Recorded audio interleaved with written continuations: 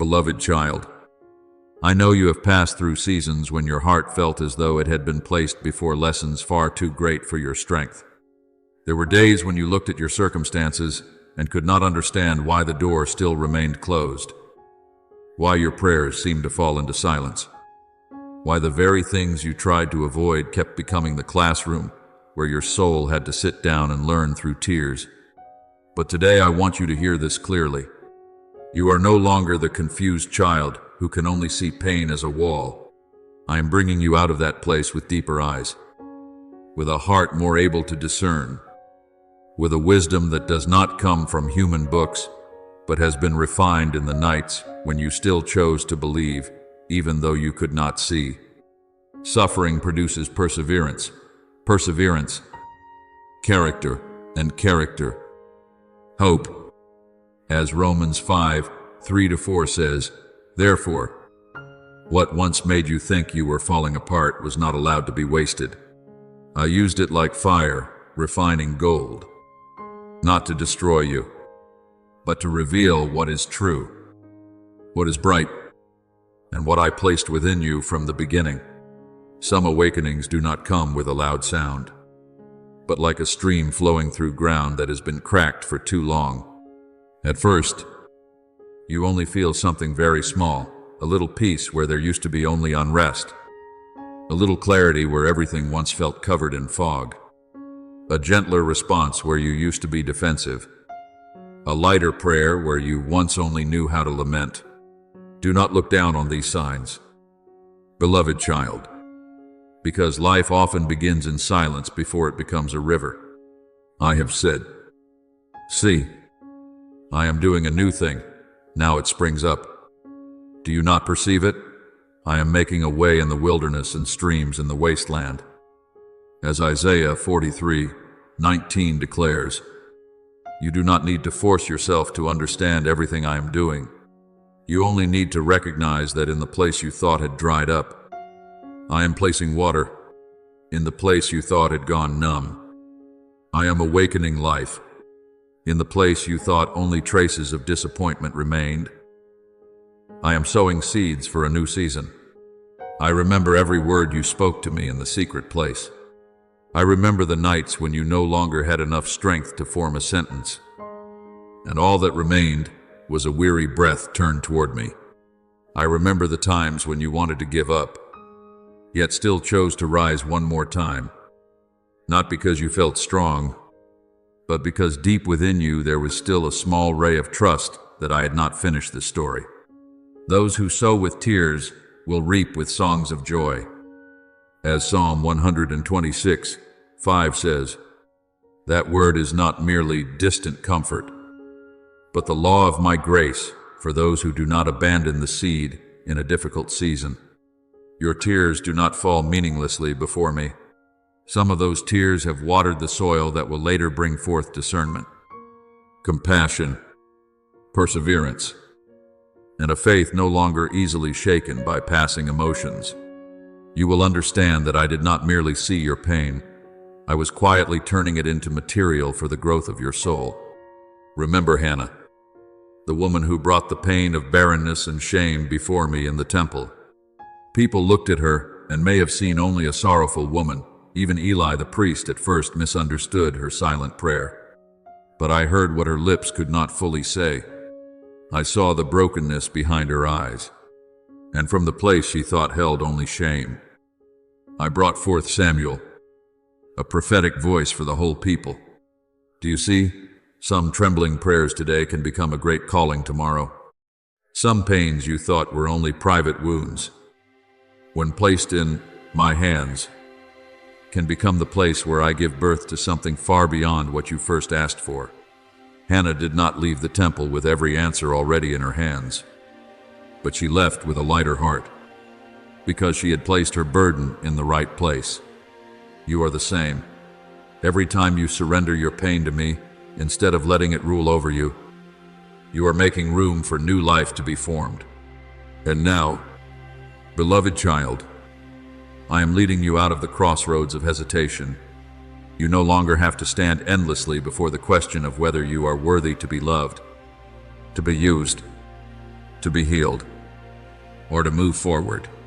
Your identity is not determined by the seasons when you were weak, by the people who failed to understand you, by the times you fell, or by the silences that once frightened you. Your identity is established in my love. I have called you by your name, you are mine. As Isaiah 43:1 declares, when that truth travels from your mind into the deepest part of your soul, you will no longer live like someone asking permission from fear in order to step into the future. You will walk like one who has been affirmed by their Father, not arrogantly, not recklessly, but steadily, not because everything has become easy, but because you have come to know that the one walking with you is faithful. There is an invisible boundary now opening within you. It will not always appear through dramatic events before the eyes of others. Yet, in your spirit, you will know that you no longer belong to the old land. The things that once paralyzed you will no longer keep you standing still as they once did.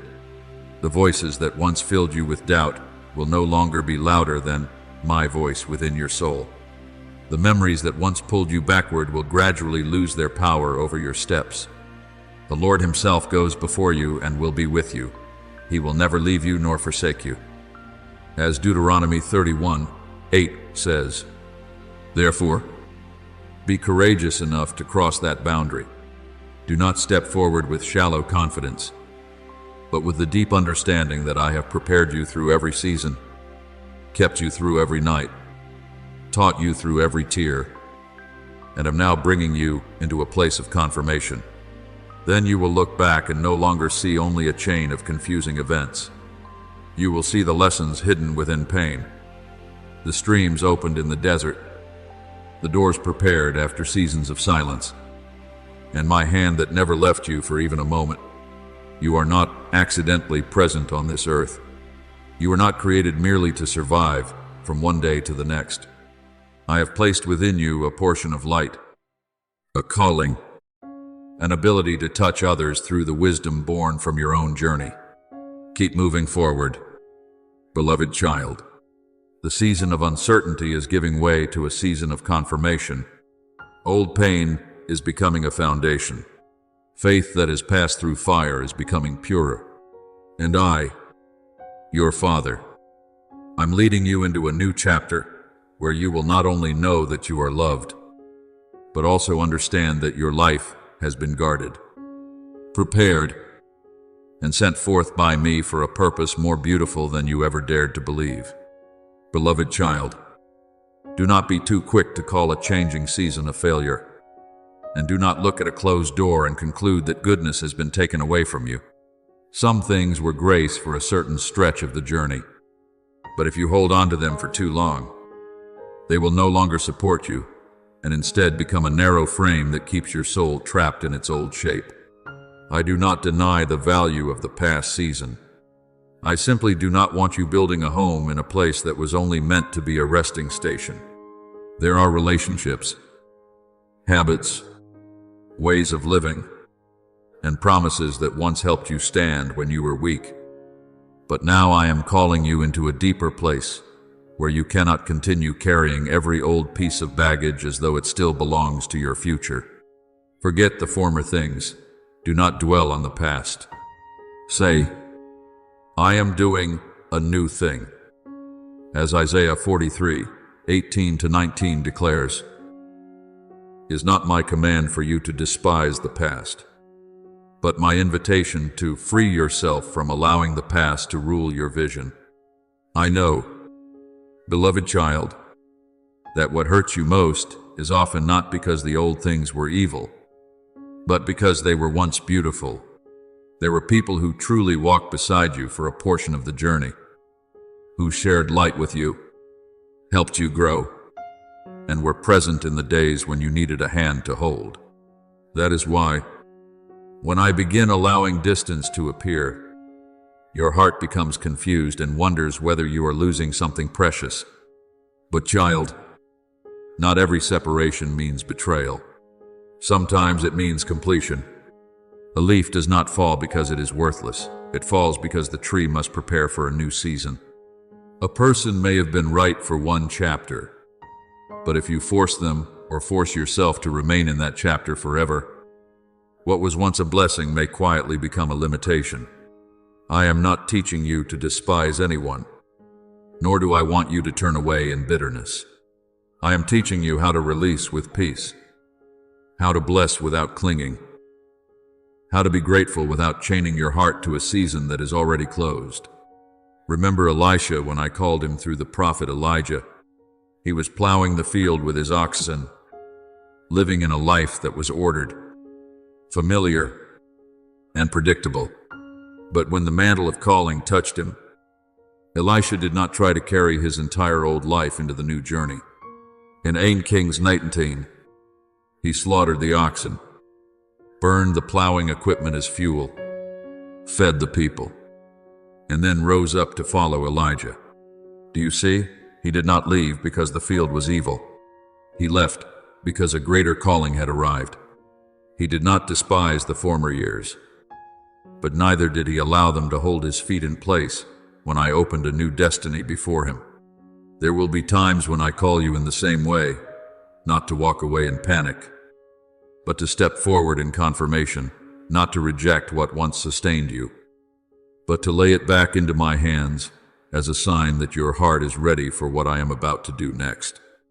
Beloved child, what I am changing within you is not only your outward position, but the way you see yourself.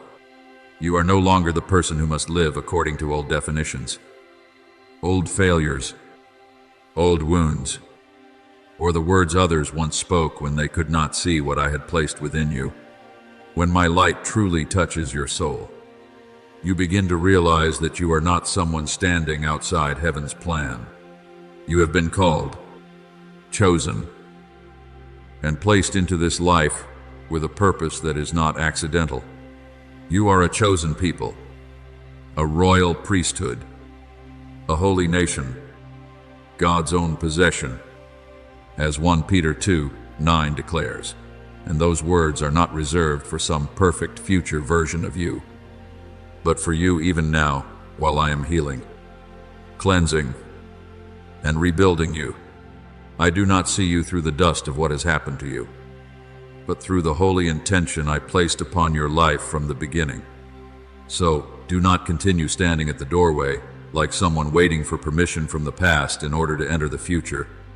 There were delays that once made you weep, but if you look back with the eyes of faith, you will see that many of those slow seasons kept you from stepping through doors that were not yet the right ones. Some things did not open when you desired them to, not because I forgot you, but because I was preparing you so that when they finally opened, you would not lose your peace, your humility, or your purity. He has made everything beautiful in its time. As Ecclesiastes 3:11 says, my timing is not threatened by fear, nor pushed by your impatience. What you once called too late may actually be the precision of my love. What you once saw as wandering in circles may have been the road I used to deepen your roots before allowing your branches to rise higher. One day, you will look back and see the scattered pieces of your life beginning to connect, like golden threads woven through a great tapestry. The paths where you thought you were lost will appear as the places where I trained your discernment. The brokenness you once wished to forget will become the foundation for deeper compassion. The separations that once wounded you will teach you what it means to love without dependence, to be grateful without being bound, and to move forward without becoming cold-hearted. Philippians 3:13-14 reminds you to forget what lies behind and press toward what lies ahead in pursuit of the goal. This does not mean erasing your memories, but refusing to let those memories hold the reins of your future any longer. I am placing within you a maturity that can remember without being imprisoned, love without losing itself, and let go without losing tenderness. Be at peace. My child, you are not late in my plan, nor have you been abandoned in the midst of changes you do not yet fully understand. I know when a season must close, when a person must leave an old role behind, when a door needs to open, and when your heart must be emptied in order to receive something new. I am not calling you forward to take away what is good. I am calling you forward because my love does not want you to live smaller than the portion I have prepared for you. Give thanks for what is past. Learn the lessons that needed to be learned. Bless those who have completed their part of the journey. And then turn your face toward the light. I am doing a new thing within you. And when it begins to blossom, you will understand that every ending placed in my hands can become the beginning of a life more spacious, more pure, and more aligned with your calling than ever before. Beloved child, there are days when I do not lead you with thunder upon the mountain, but with a very gentle breath within your heart. There are moments when I do not reveal the entire road ahead, but only provide enough light for the next step. So when your life is changing seasons, do not quickly call that shaking a sign of loss. Many times, what you think is delay is actually the silence I use to deepen the roots of faith within you. I know you want immediate understanding, immediate clarity, a clear explanation in your hands for every door that is just closed. But child, trust in the Lord with all your heart and lean not on your own understanding. As Proverbs 3:5-6 reminds you, because there are paths that only begin to appear once you walk in trust. I have not abandoned you in the middle of the journey. I did not call you out of familiar places, only to leave you wandering helplessly in the wilderness. Even when you see only dust along the road, I already see the land I am preparing for your soul. Let me teach you to look at ordinary things with new eyes.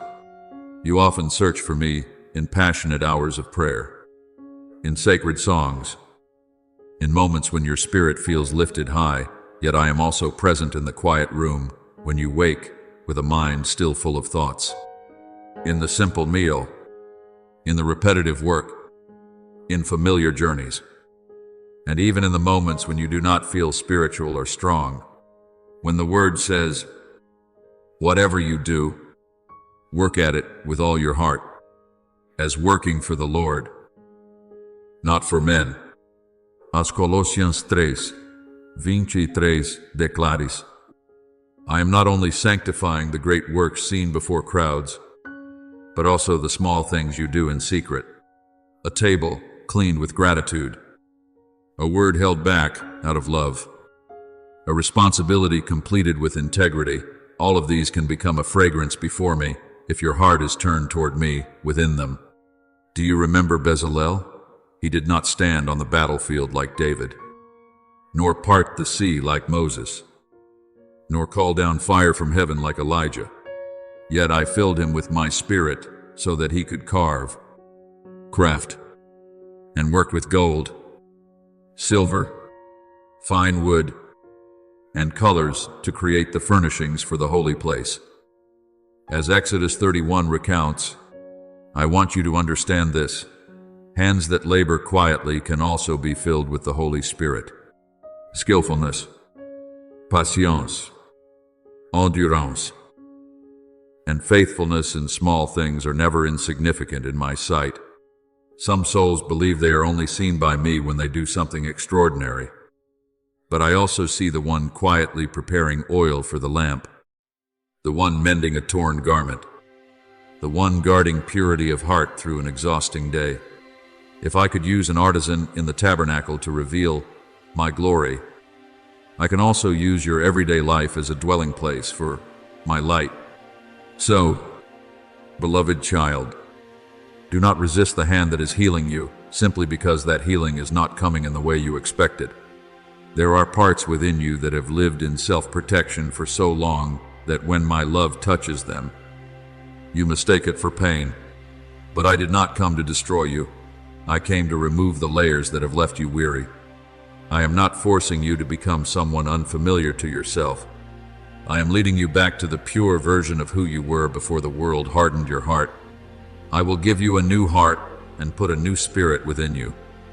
As Ezekiel 36:26 says, is not a cold promise. but the heartbeat of my mercy. Let me step deeper into the rooms you once locked away. Let my peace touch the places where you only knew silence. Let my love tell you that you do not need to exhaust yourself in order to deserve being loved. Perhaps today you still cannot see how everything is being arranged. Perhaps all you see are scattered fragments, a prayer not yet answered, an opportunity that passed by, a change that left you confused, a weariness that has lasted longer than you expected. But I am gathering those fragments together with the wisdom of the one who sees from beginning to end. When I said in Isaiah 43:19, "See, I am doing a new thing," I was not telling you to create something new by your own strength. I was inviting you to stay awake enough to notice the stream beginning to flow where you once saw only dry ground. Growth does not always come through dramatic leaps. Many times it comes through becoming softer than yesterday, learning to forgive more quickly, learning when to remain silent, learning to trust even without clear evidence. These are quiet miracles, yet before me they are deeply precious. And one day you will look back and realize that I was closer to you than you ever imagined. I was there in the mornings when you thought you were alone, in the decisions that made your heart tremble, in the waiting seasons that seemed meaningless, and even in the disappointments that taught you to release what no longer belonged to your new season. You will understand that you were transformed not because you conquered every weakness by your own power, but because you learned how to remain beneath the shadow of my wings. As Psalm 91:1 says, "Whoever dwells in the secret place of the Most High shall abide under the shadow of the Almighty." Beloved child, rest in that truth. I am not only leading you toward a beautiful outcome, I am making your very life into a living testimony of grace. And when my light shines through you, people will not only see that you survived, they will see that my mercy is still alive, still healing, still making all things new within a soul that has learned to surrender.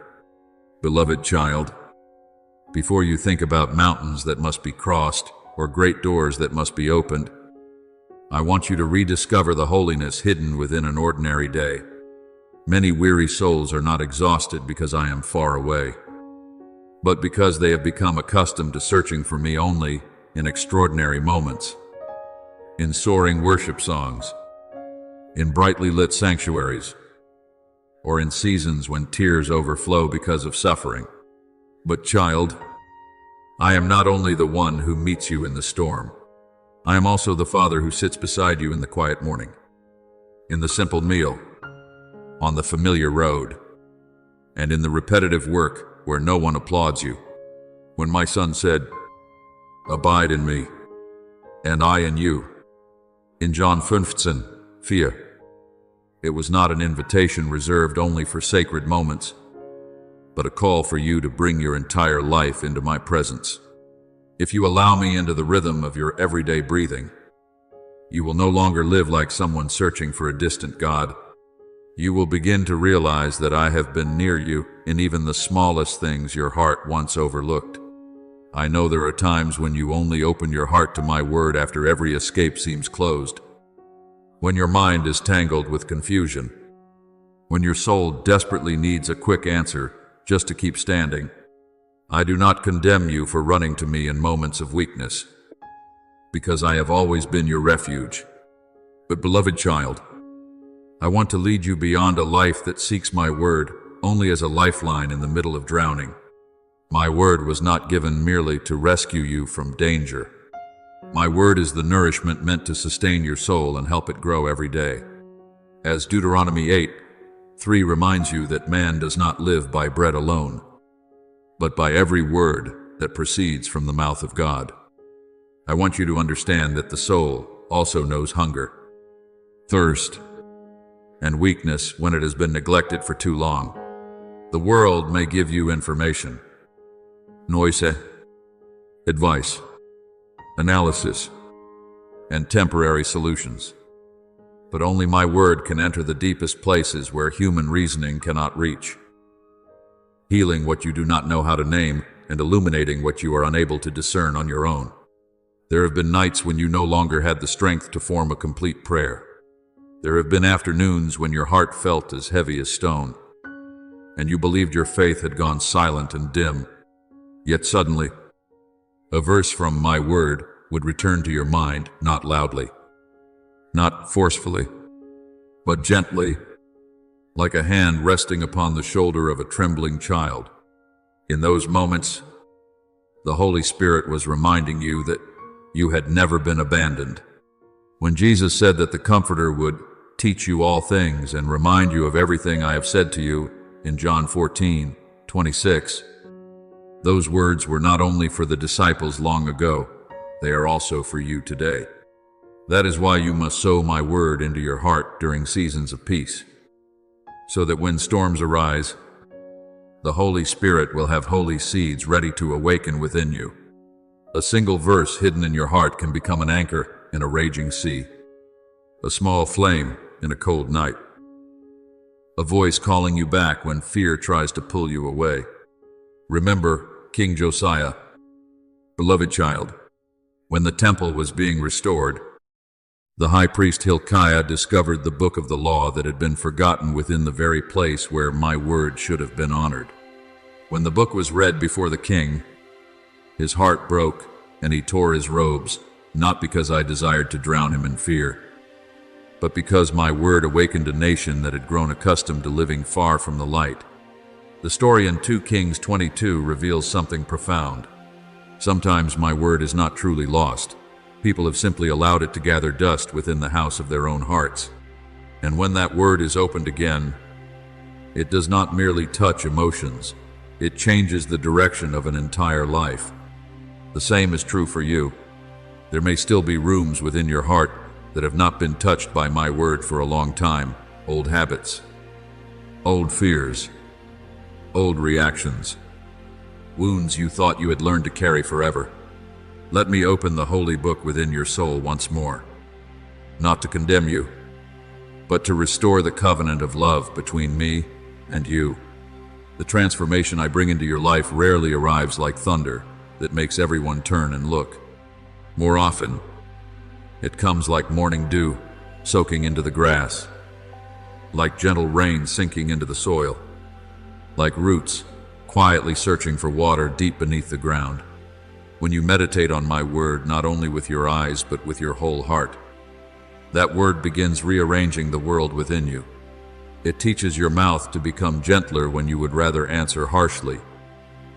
Teaches your eyes to become clearer when you would rather judge. Teaches your feet to stop before paths that do not belong to peace.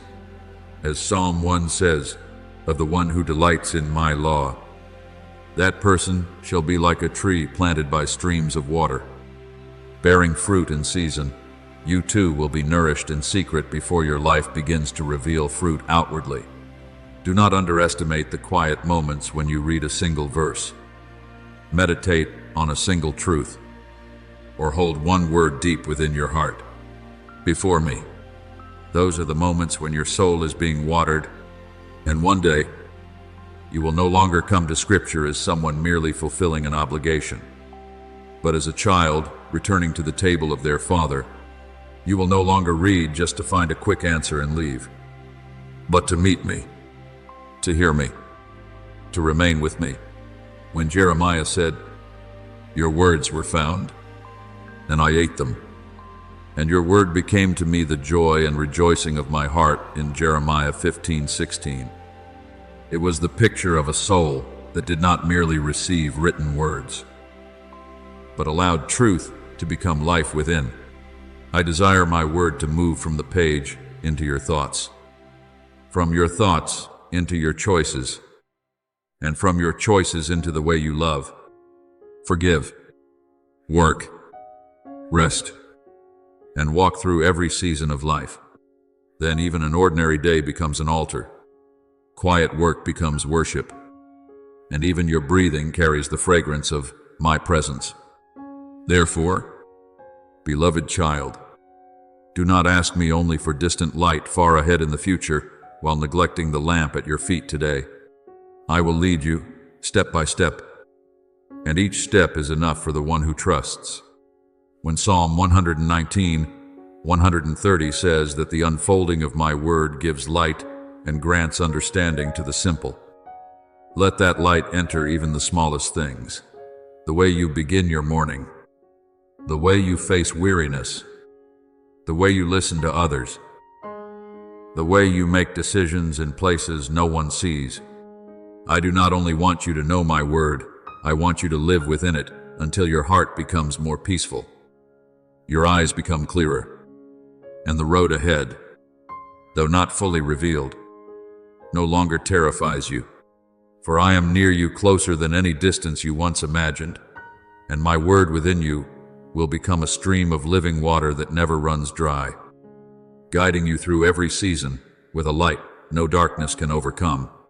Beloved child, before you long to see my hand part seas or shake mountains, learn first to recognize me in the dew resting upon the morning grass, in the breath still moving within your chest, in the bread you eat that you so often treat as ordinary.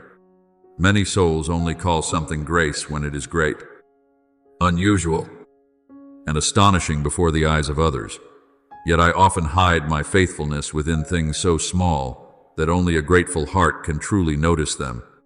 When you think a timely word of kindness is merely coincidence, I have already placed comfort within it. When you believe a brief moment of peace in the middle of chaos is accidental, I have already covered your heart beneath the shadow of my wings. When you are close to collapsing, and suddenly a sentence, an encounter, or a moment of silence pulls you back toward hope, it is I reminding you that you have not been forgotten. As Lamentation 22-23 declares that my mercies are new every morning, and that my faithfulness is great. Understand this. Grace does not always arrive like a rushing waterfall. Often it comes like a steady drop of water that keeps the roots alive during a dry season. So do not despise the days that seem ordinary, for it is within those very days that I am teaching your eyes to see more deeply. A mature soul does not rejoice only when great doors open, but also knows how to bow its head in gratitude when I preserve it through an hour of weakness. You may not receive everything you ask for, yet you are still being given enough strength for the portion of the road before you today. You may not yet see the promise fully formed, yet I am still keeping you from falling into the darkness of despair. When my word in Zechariah 4:10 asks, "Who dares despise the day of small beginnings?" I want you to remember that my kingdom often begins with a seed, a trembling yes, a hésitant step, a heart still full of limitations, yet willing to place itself into my hands. Do not measure the value of what you do by the applause of the world. A gentle word spoken when you could have been harsh.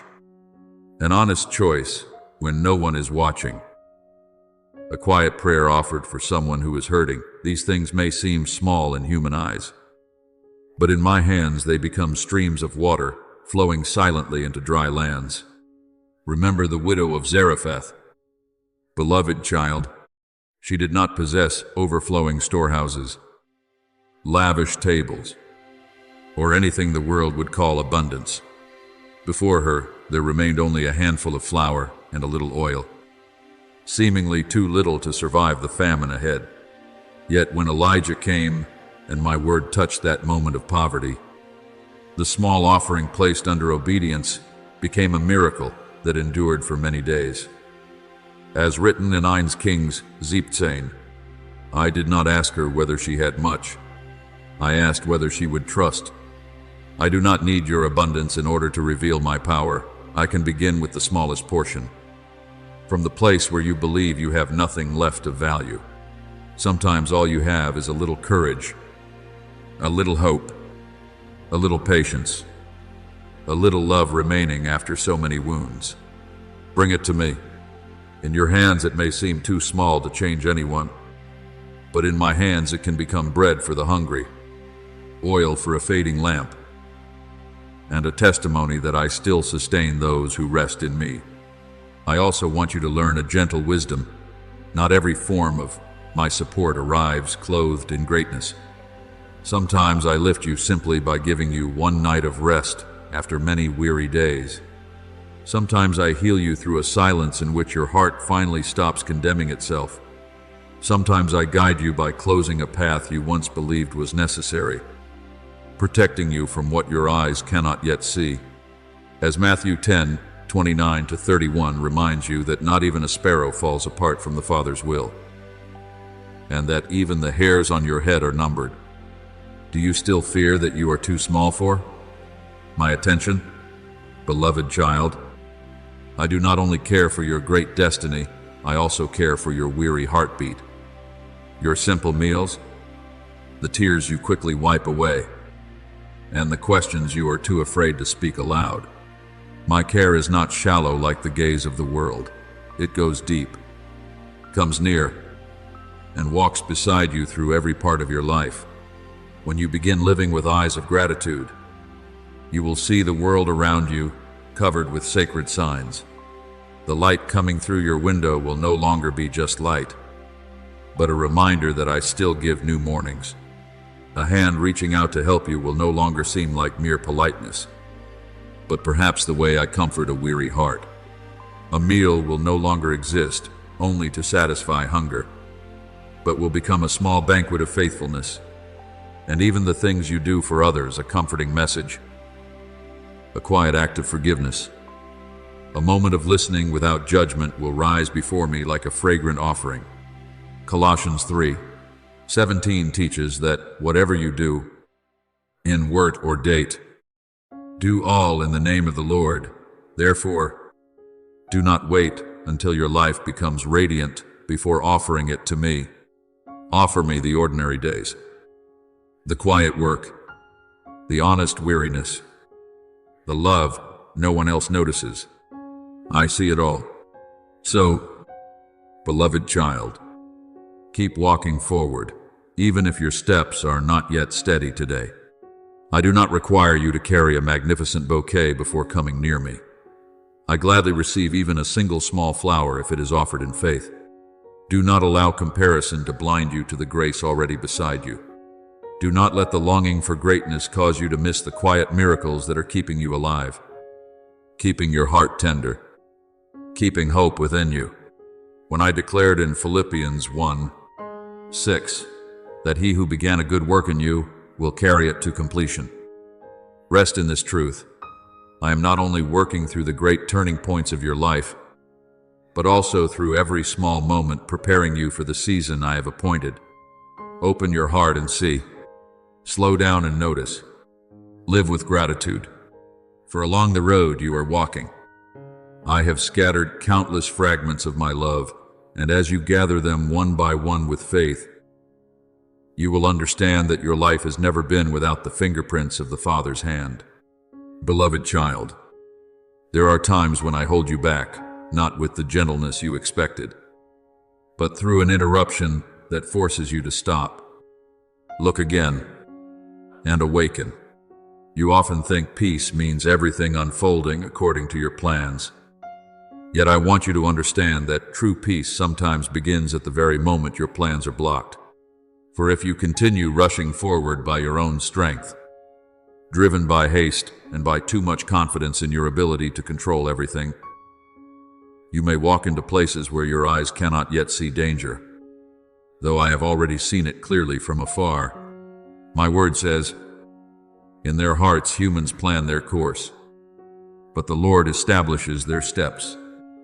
In Proverbs 16:9, not to take away your freedom, but to remind you that the safest freedom is the freedom guided by the Father's hand.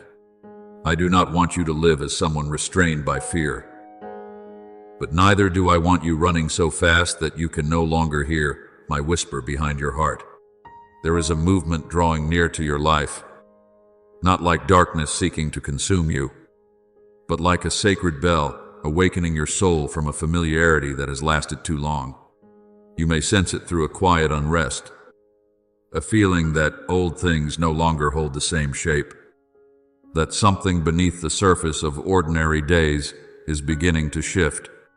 Do not panic, child. I do not warn you so that you will tremble, but so that you will return to the hidden place of refuge. When Psalm 46:1 says that God is our refuge and strength, a very present help in trouble, I want you to place those words into your heart before the strong winds begin to blow. If the ground around you begins to shake, it does not mean I have left my throne. If the things you once leaned upon are tested, it does not mean you have been abandoned. Sometimes I allow shaking so that you may learn to distinguish between my solid rock and the sand, merely covered with the appearance of strength. Therefore, listen to me with a tender heart. Do not immediately resist everything that slows you down, for not every delay is a loss, and not every closed door is rejection. Some doors, if opened too early, would lead you into places where you are not yet strong enough to stand. Some paths, if you continued walking them, would steal the peace I have been so gently building within you. I adjust the rhythm of your steps, not because I despise your dreams, but because I love your soul more than any outward achievement. Those whom I love, I rebuke and discipline. As Revelation 3:19 reminds you, is not the voice of a harsh God wanting to wound you, but the heart of a father who will not allow you to wander so far that you lose yourself. When I place a stopping line before you, ask me what I am protecting, instead of only mourning the delay of what you desired. Remember Saul on the road to Damascus. Beloved child, he walked with complete certainty that he was doing what was right, carrying authority in his hands and fierce determination in his heart. But along the road, a light from heaven shone upon him. He fell to the ground. His eyes were blinded, and all his former confidence shattered in a single moment. To human eyes, it may have looked like a humiliating interruption, a devastating collapse in the middle of his journey. Yet, within my plan, that very interruption rescued him from the wrong path and opened the way for a new name, Paul, the one who would carry the gospel to the nations. When my son called out, "Saul, Saul, why do you persecute me?" in Acts 9, it was not merely a question of judgment, but a doorway of grace. Do you see? There are moments when I must darken your old vision so that you may learn to see with a new light. There are times when I allow you to fall from the horse of self-reliance so that you may rise again in redeemed humility. I know you do not like the feeling of losing control.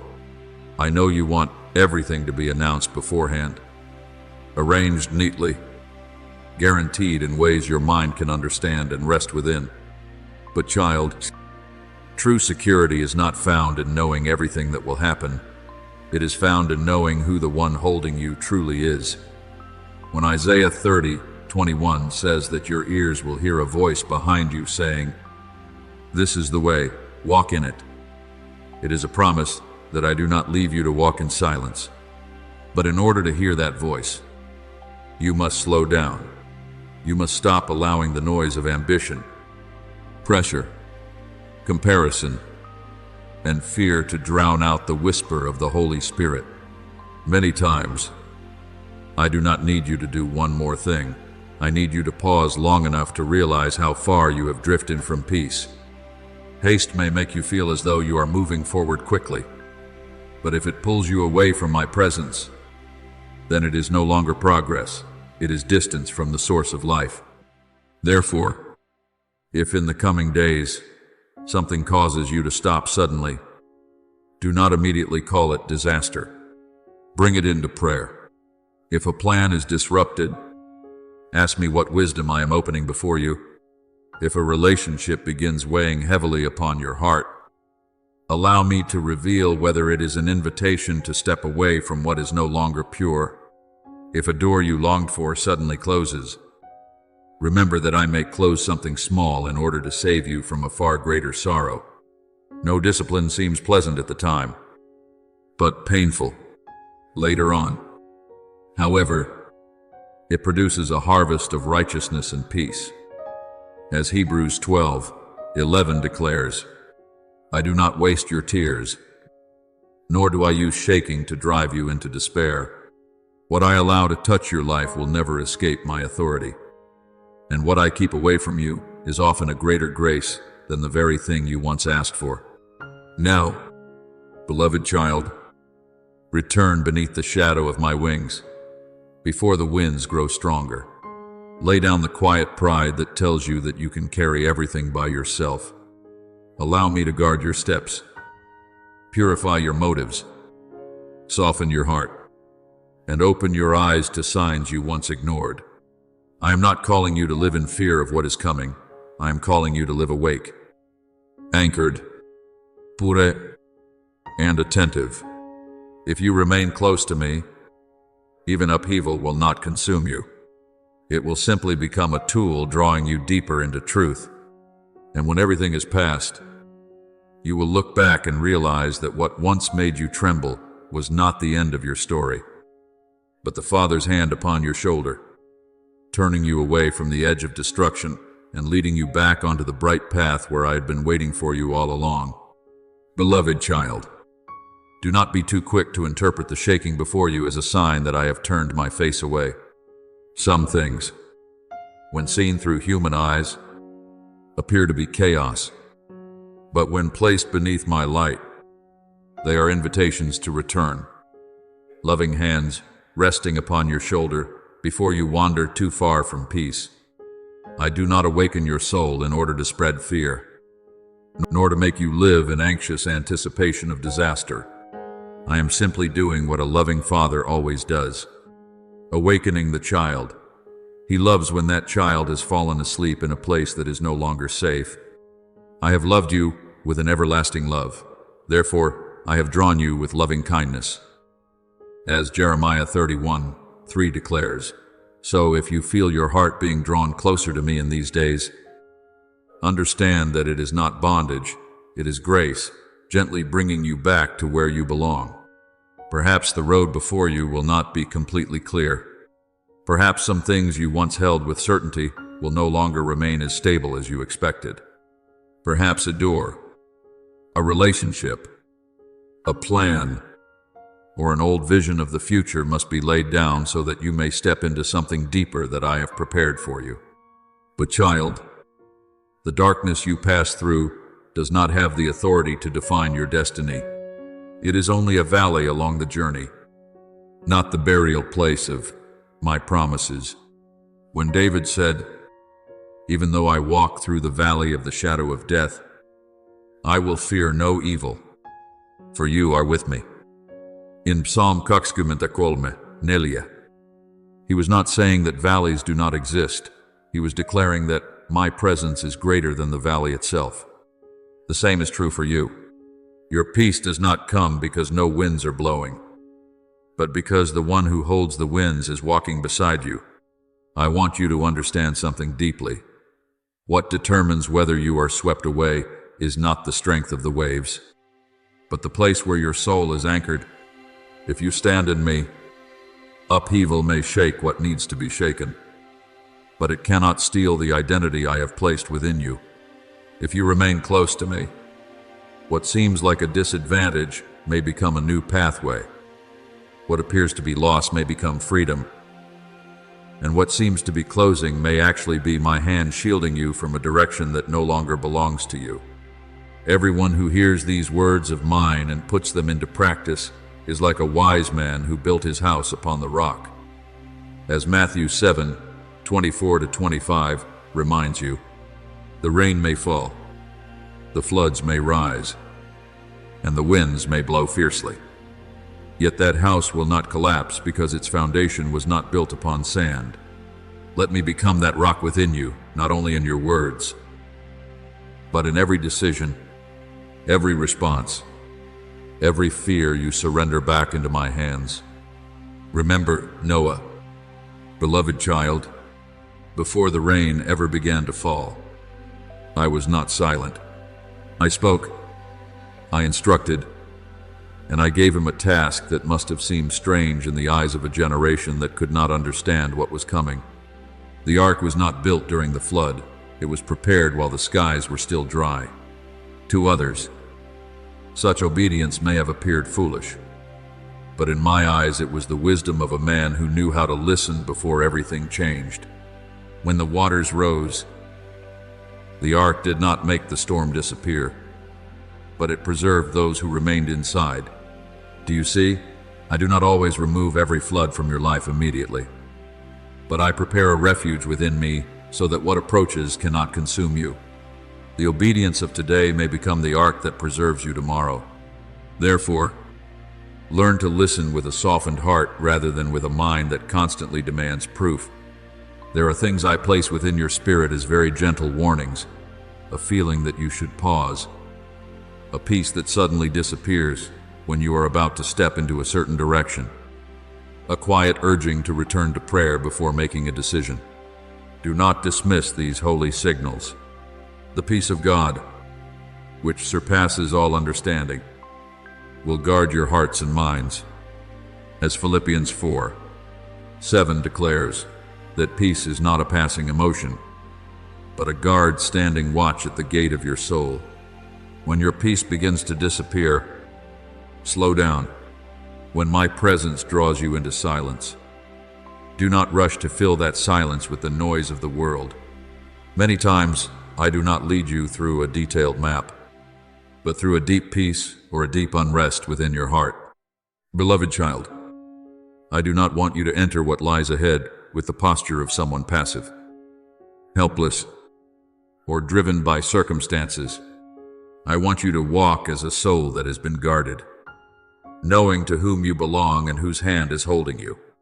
I will hold your right hand and say to you, do not fear, I will help you. As Isaiah 41:13 resounds like a living promise for you today. Do not allow your mind to magnify the darkness until you forget the light.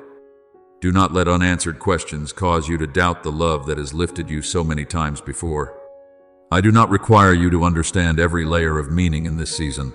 I ask only that you stay close to me, so close that my voice becomes clearer than confusion, and my presence becomes weightier than every pressure resting upon your heart.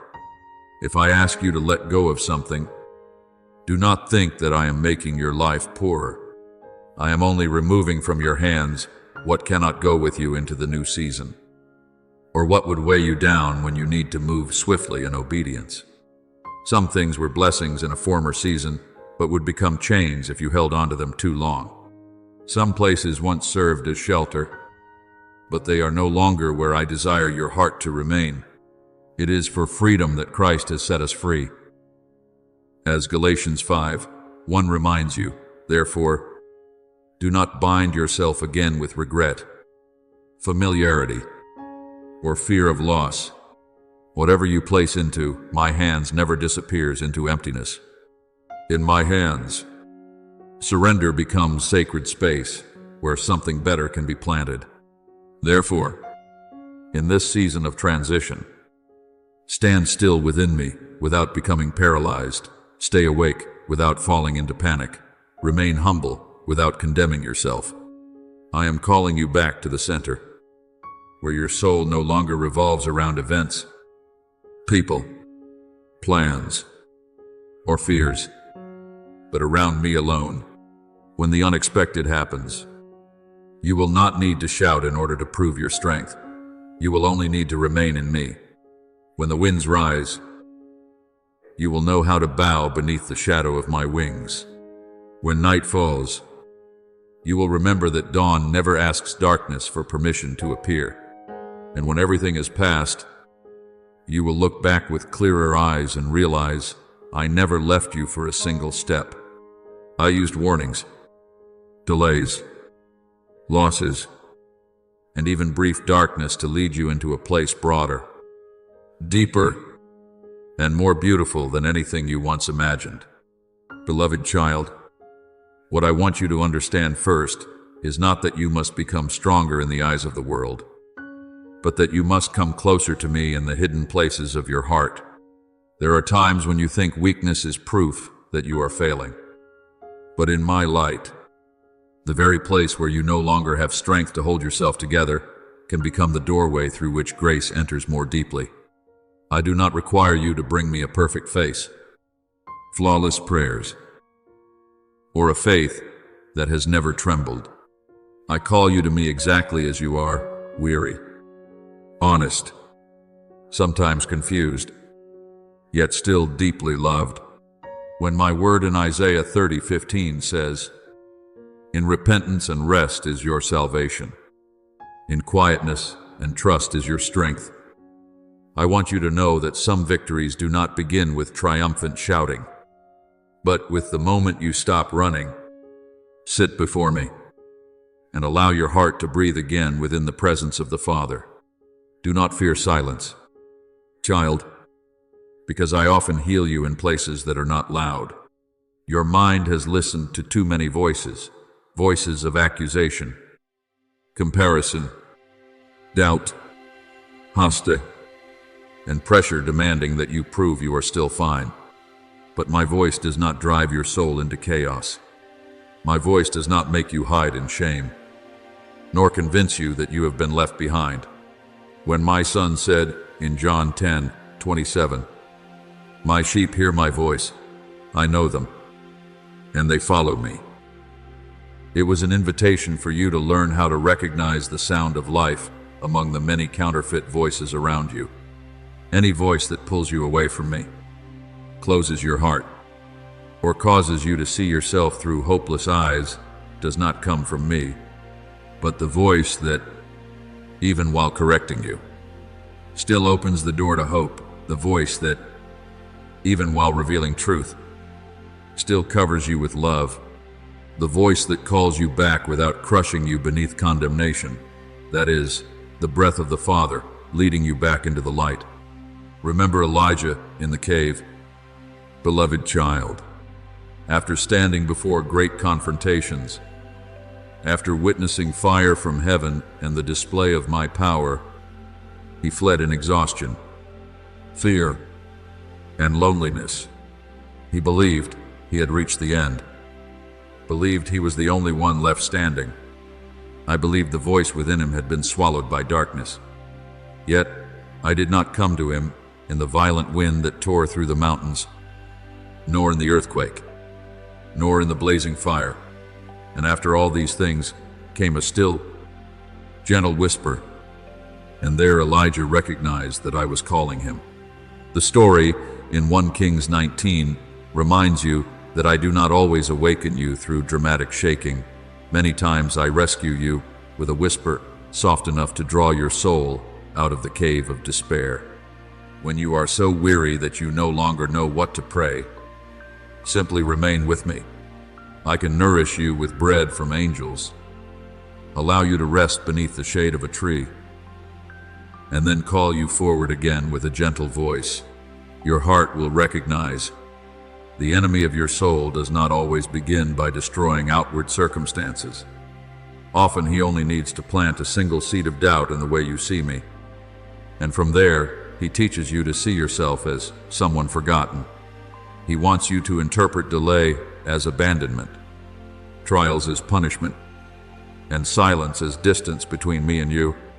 But I declared in Romans 8:38-39 that neither death nor life, neither powers, neither the present nor the future, can separate you from my love in Christ. Therefore, when thoughts arise that make your heart grow cold, do not sit and converse with them for too long. Bring them into the light. Let my word examine what your mind has been believing. Speak to your soul and remind it that the Father does not change according to your emotions. And my love does not diminish simply because today you feel weaker than yesterday. There are questions that are not immediately answered, not because I am indifferent, but because I am teaching you a trust deeper than understanding. You often want peace to arrive only after everything has been fully explained. Yet, I desire to give you a peace that can remain standing even when answers have not yet appeared. The peace of God, which surpasses all understanding, will guard your hearts and minds. As Philippians 4:7 declares, that peace is not a fragile emotion, but a holy fortress protecting the inner places of your soul. When your mind begins running in circles, stop before me. When your heart begins condemning itself, Remember that I am not inviting you into a courtroom of shame, but into the banquet hall of grace. And when your faith feels like only a small flame trembling in the wind, place it within my hands. For I do not break a bruised reed or extinguish a smoldering wick. Therefore, return to me, not under the pressure of presenting yourself as someone who has already conquered every battle, but with a heart longing to live in truth. I do not need you to construct a polished version of yourself in order to be accepted by me. I have known you in the deepest hidden places, seen the corners of your heart that learn to defend themselves, heard the sighs you hide behind your smiles. And after knowing all of it, I still call you beloved.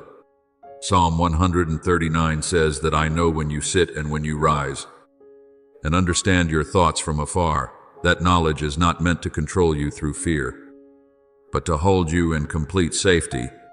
When you dare to live honestly before me, the masks begin to fall away, and you will rediscover the person I created before pain taught you to hide yourself. Now hold tightly to me in the very places where you feel most fragile. Do not allow weariness to become distance. Do not allow doubt to become a false refuge. Do not allow dark voices to rewrite the story upon which I placed grace from the very beginning. I am your rock, your fortress, your refuge, as Psalm 18:2 declares. Within me there is protection. No scheme can penetrate while you remain in my presence. Draw closer, not because you have become strong enough, but because I am your strength. Become quieter, not because the battle has disappeared, but because you have learned that the deepest battle belongs to me. And within that rest, you will hear me speak once again, gently yet unshakably. I am still here. I am still holding you, and my love has never departed from your soul. Beloved child, do not allow your soul to be pulled into fear over things that have not yet taken shape. There may only be clouds forming on the horizon, yet your mind has already built an entire storm within your heart. I do not want you to live like someone threatened by tomorrow, because tomorrow still rests in my hands. What I have placed within you is not a spirit that trembles at every movement, but a light born from my life within you, a light that does not depend on the weather of circumstances. When my word declares, "The Lord is my light and my salvation, whom shall I fear?" in Psalm 27:1. It is not a sentence for you to read and forget, but an anchor for your soul whenever darkness tries to make everything uncertain. You do not need to see the entire road in order to continue walking. I only ask that you step into the portion of light I am giving you today. A soul that trusts is not a soul that never sees the wind. It is a soul that keeps walking because it knows its Father is holding the lamp ahead. I know there are things in your life right now that make you feel as though you are standing before a door too heavy to open, a valley too deep to cross, or a battle greater than your strength. But child, what appears most frightening is not always what is truly dangerous. Often the real danger begins when you allow fear to replace my voice within your heart. The enemy of your soul does not only want to exhaust you through outward circumstances, he wants you to doubt my goodness, to interpret silence as absence, trials as abandonment, and waiting as failure. Yet I declared in Romans 8:31, if God is for us, who can be against us? Let that truth stand guard at the entrance of your mind. Every voice that pulls you away from me, that drives you into hopelessness, that makes you see yourself as forgotten, does not carry my breath. My voice may correct you, may warn you, may even cause you to stop for a moment. But my voice always leads toward life, always opens the door to hope, and always draws you closer to the unchanging love of the Father. Remember the servant of Elisha. Beloved child, when enemy armies surrounded the city, all he could see were horses, chariots, and weapons, and terror filled his heart. But Elisha, did not see with the same vision. He prayed, "Lord, open his eyes so that he may see," as told in 2 Kings 6.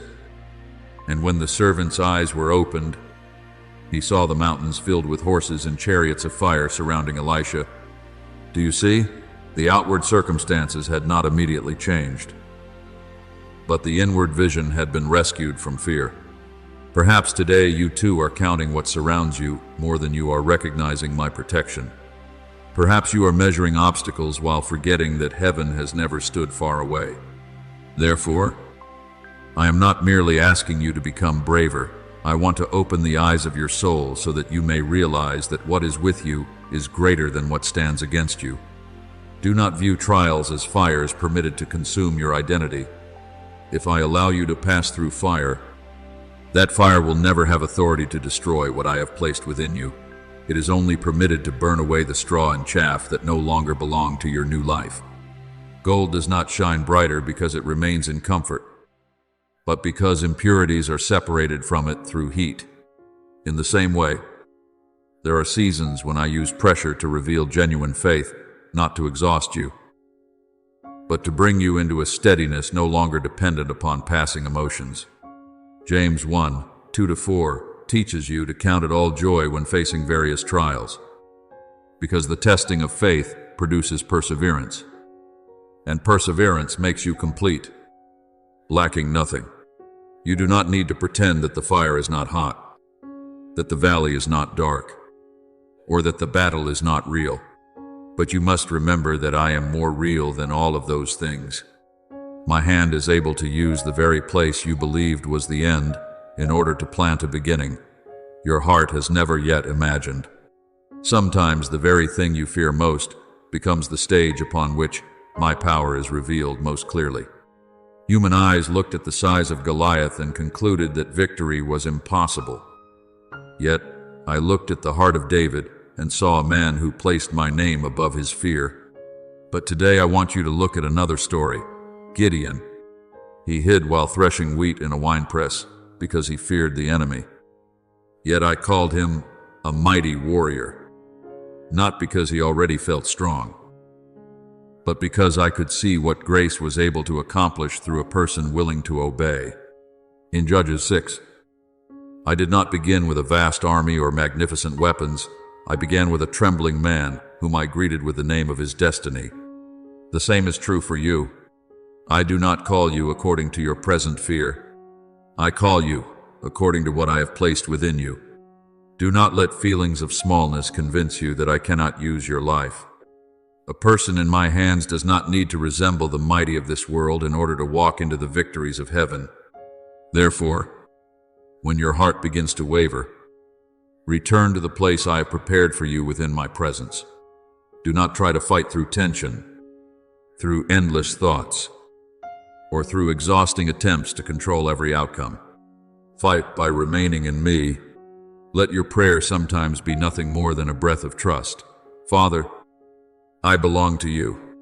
When your mind tries to run toward dark possibilities, bring it back beneath the authority of my word.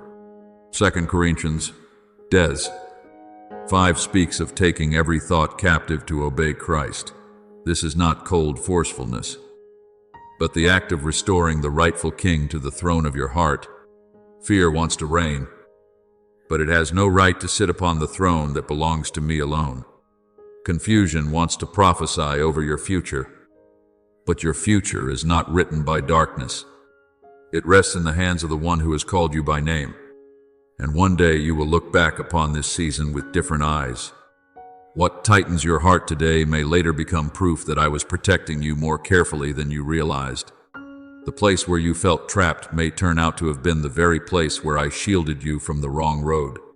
The closed door may have been a wall guarding you from a far greater sorrow, and the battle you once feared may become the place where you discover that my grace is not only enough to comfort you, but enough to keep you standing.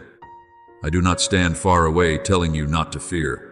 I walk into the fire with you, just as I stood beside the 3 young men in the blazing furnace, so that when others looked in, they did not only see flames, but the presence of the deliverer. Beloved child, keep the light alive within your heart. Walk today's portion of the journey in dependence upon me. Remember that circumstances do not have the authority to define who you are. I alone speak the final word over your life, and my word over you is life, protection, hope, and a peace no darkness can extinguish. Beloved child, there are thresholds in life that are not recognized by the eyes, but are deeply sensed by the soul. You may still be walking through familiar days, hearing familiar sounds, and carrying out ordinary tasks. Yet deep within, I am stirring something you can no longer pretend not to hear. This is not instability sent to frighten you. It is my gentle call, drawing you out of a place too small for what I have planted within you. Forget the former things. Do not dwell on the past. Say, I am doing a new thing. As Isaiah 43:18-19 declares, not so that you will despise the old journey, but so that you may understand that what sustained you in one season may no longer be wide enough for the season I am now opening before you. I do not lead you to a new doorway so that you may stand there forever in hesitation. I call you to step through it with a heart willing to trust that the one calling you is also the one who will keep you safe. But child, stepping forward is not merely about changing outward circumstances. Some people leave a place yet continue carrying the same old fears, the same need for control, the same chains, and the same patterns of thinking within their hearts. I do not only want to redirect your path, I want to free the deepest parts of you from everything that has divided your soul. A heart that wants my guidance while still demanding control over every outcome will always remain weary. A soul that longs for light while still clinging to familiar darkness will always feel torn apart inside. Therefore, when my word in Psalm 37:5 says, "Commit your way to the Lord, trust also in Him," I am not inviting you to surrender only a small portion of your life while tightly holding onto the parts that frighten you most. I want you to place the entire road into my hands, the things you understand and the things you do not, the dreams you treasure and the plans you are still afraid to release. Remember Elisha, beloved child. When Elijah passed by and threw his mantle upon him, Elisha was plowing with 12 yoke of oxen. He was not standing in emptiness. He was not a man with nothing to lose. He had a rhythm of life, a livelihood, familiarity, and a future that seemed predictable.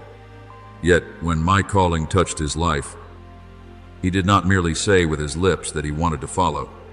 He turned back, slaughtered the oxen, burned the plowing equipment as fuel, cooked the meat, shared it with the people, and then rose up to follow Elijah. As recorded in 1 Kings 19, do you see?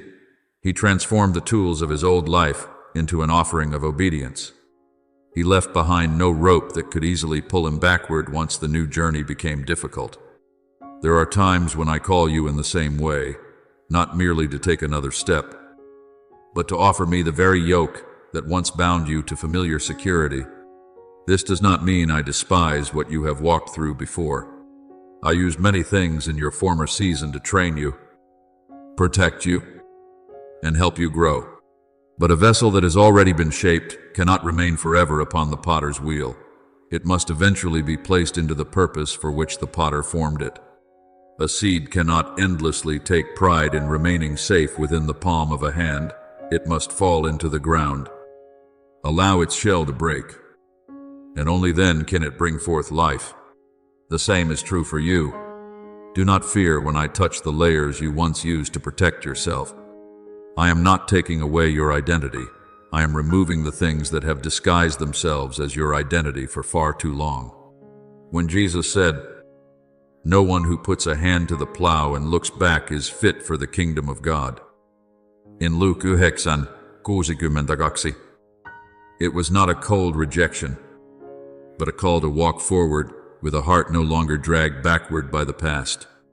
I know you may tremble when you hear the words, full surrender. You fear that if you release what you are holding, your life will become empty. But beloved child, a hand clenched tightly cannot receive what is new.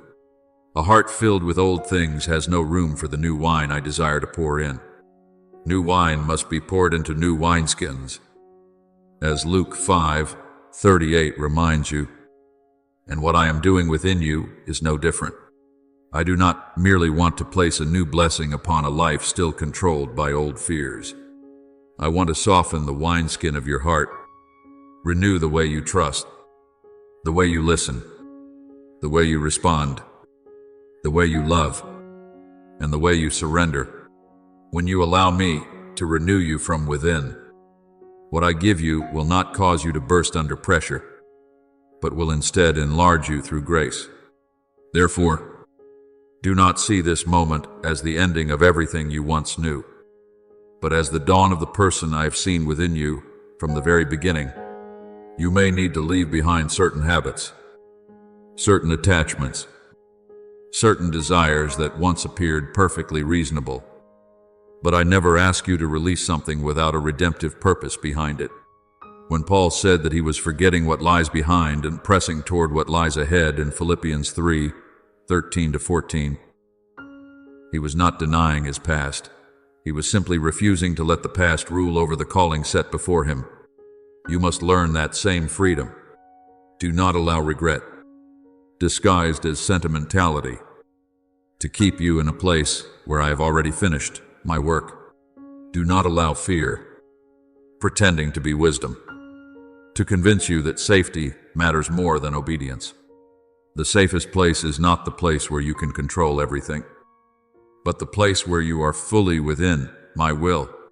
When you truly choose me, not through beautiful promises spoken in an emotional moment, but through the small daily decisions not to walk against my calling, I will open your eyes to things you could not see before.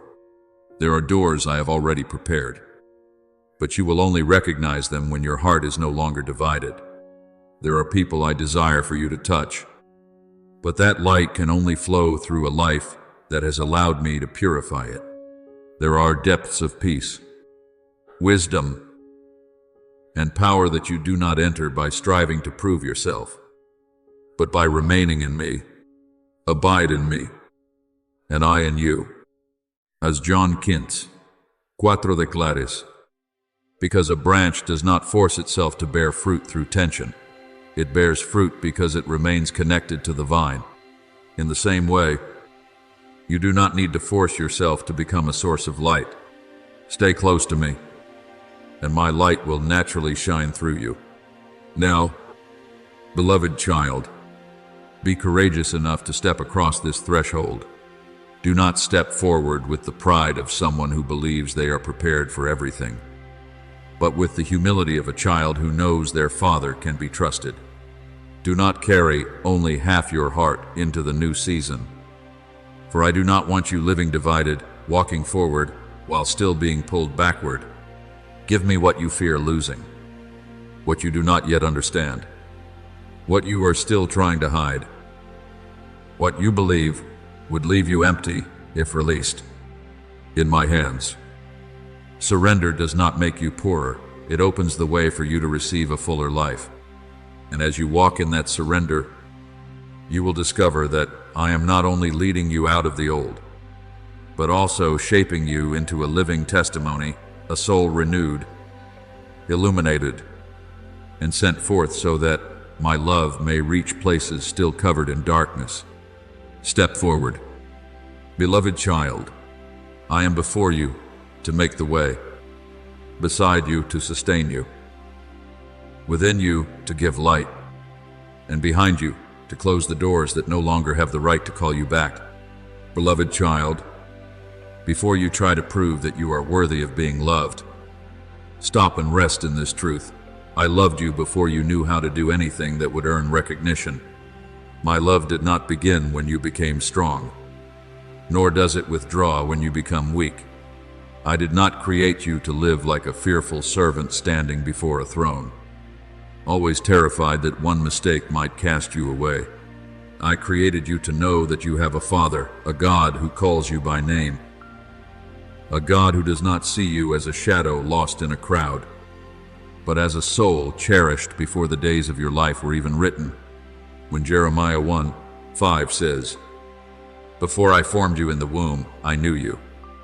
Let those words sink deeply into the parts of your heart that once believed you were invisible. You are not an accident drifting through a vast world. You are my intention, a breath I allowed to enter time, a life carrying a mark that no one else can replace. I know there have been seasons when you mistakenly believed that to come near me, you had to hide the most exhausted parts of yourself. You thought I only wanted polished prayers, steady footsteps, and songs of praise that never trembled. But child, I am not moved by the image you try to construct. I am moved by a heart willing to open itself in truth.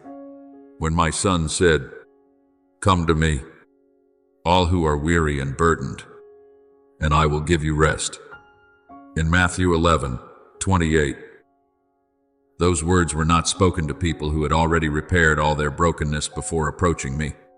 They were spoken for the one who is sighing, exhausted, and unsure where to begin again. I do not ask you to make yourself lighter before coming to me.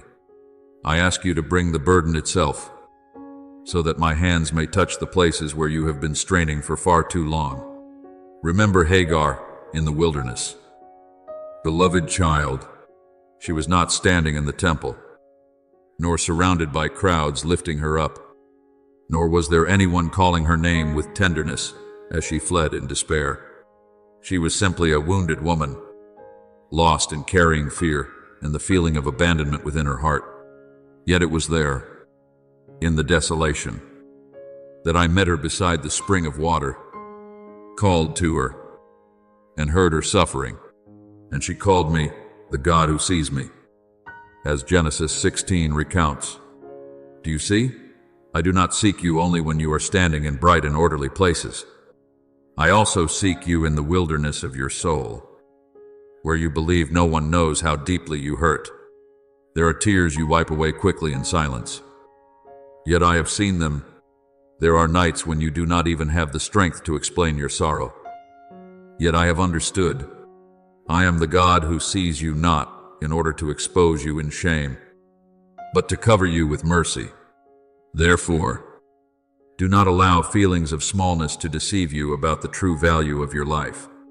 The world often measures you by achievements, influence, position, attention from others, and outward appearances. But I measure by a different standard. I see what you quietly overcome. I see the faithfulness in tasks no one praises. I see the heart that still desires to do good even after being wounded. I see the effort it takes for you to rise again after moments when your soul believed hope had run dry. When Psalm 56:8 says that I keep record of your wanderings and collect your tears in my bottle, understand this: not one tear you have shed has ever fallen into forgetfulness. The things the world overlooks are often the very places where I am writing testimonies of grace. A soul loved by me does not need to be loud in order to matter. Your very existence carries weight before me, because I, myself, breathed life into you.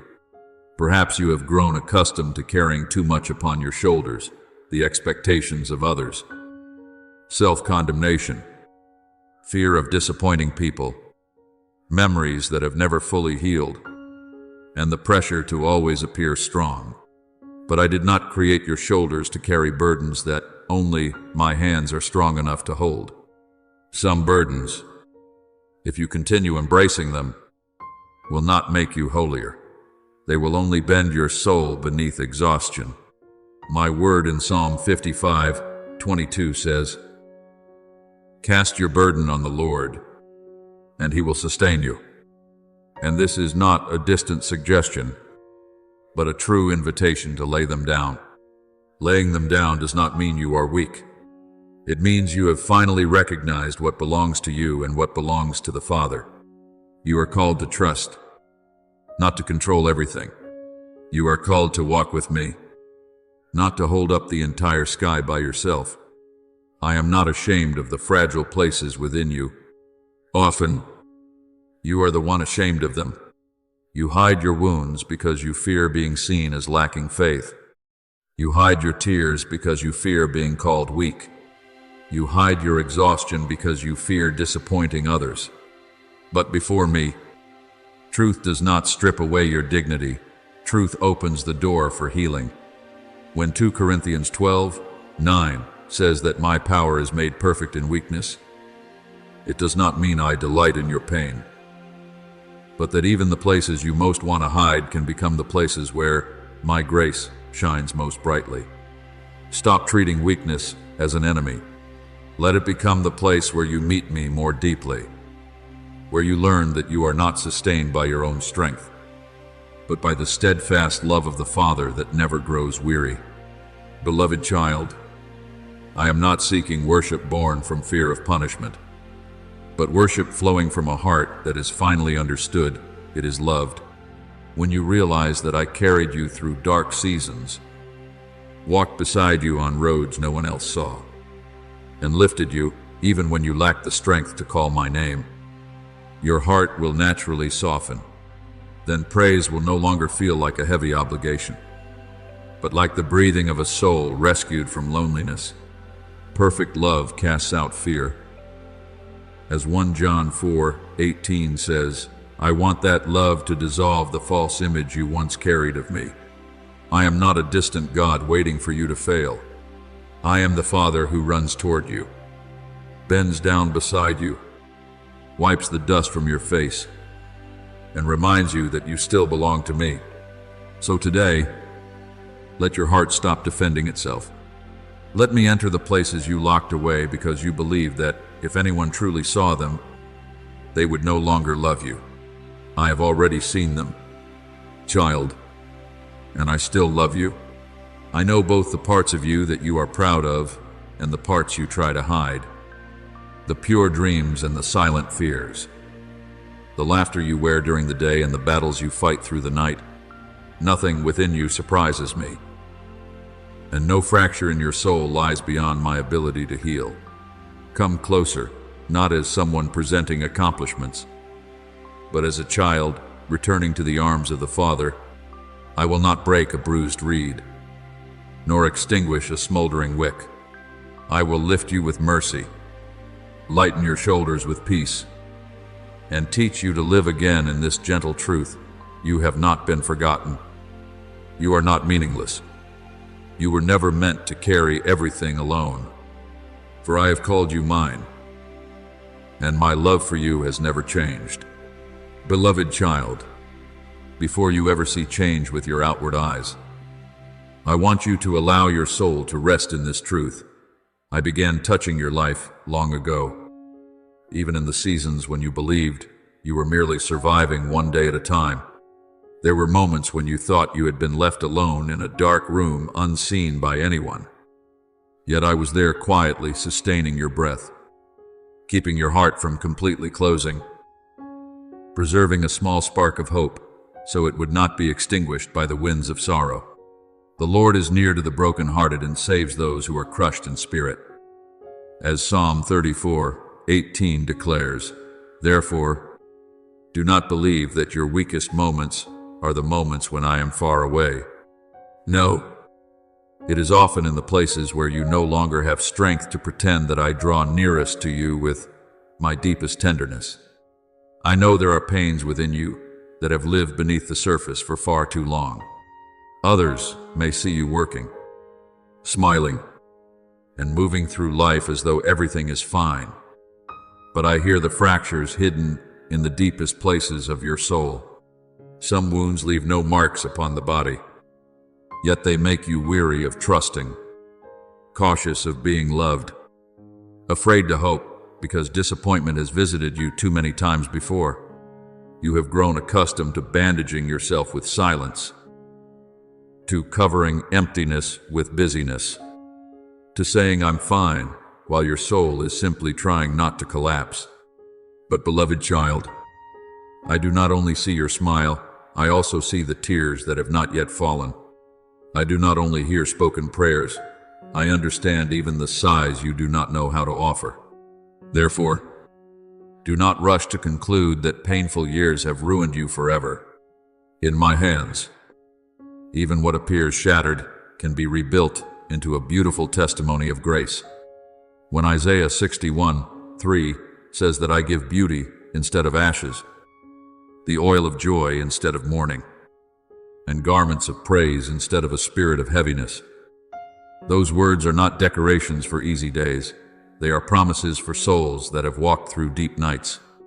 I do not deny your ashes. I do not ask you to pretend that loss never wounded you, but I possess the power to do what the world cannot do, to turn the very places once burned by fire into ground where new life can grow again. Remember the woman who suffered from bleeding for 12 years. Beloved child, she spent everything she had, endured endless disappointments, and lived at the edge of society carrying pain that wounded both body and soul. Perhaps she had grown accustomed to the looks of rejection, accustomed to feeling she no longer belonged, accustomed to a life defined by her condition. Yet, in one small moment of faith, she reached out and touched the garment of my son.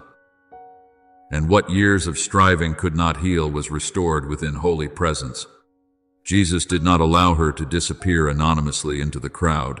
He called her daughter and declared that her faith had made her whole. Do you see? I do not only want to heal your wounds, I want to restore your identity. I do not only want your pain to cease, I want you to know that you are still beloved, still called by name, still seen, even in the middle of crowds that seem unable to notice you. Perhaps right now, you do not understand why certain roads must be so long, why some prayers remain unanswered in the way you hoped, or why healing sometimes arrives layer by layer instead of all at once. But child, I am not slow because I am indifferent. I am working deeper than what your eyes can currently perceive. If I only wiped away outward tears without touching the root of your fear, you would simply hurt again in another form. If I only changed your circumstances without renewing the way you see yourself, you would still carry chains within a larger room. Therefore, allow me to heal you completely. Not only your memories, but your reactions, not only your sorrow, but also the lies you have believed about your worth. If the Son sets you free, you will be free indeed. As John 8:36 declares, the freedom I give is not merely escape from what hurt you, but release from its power to rule you from within. One day you will look back in amazement and realize that I was present in every detail you once failed to notice.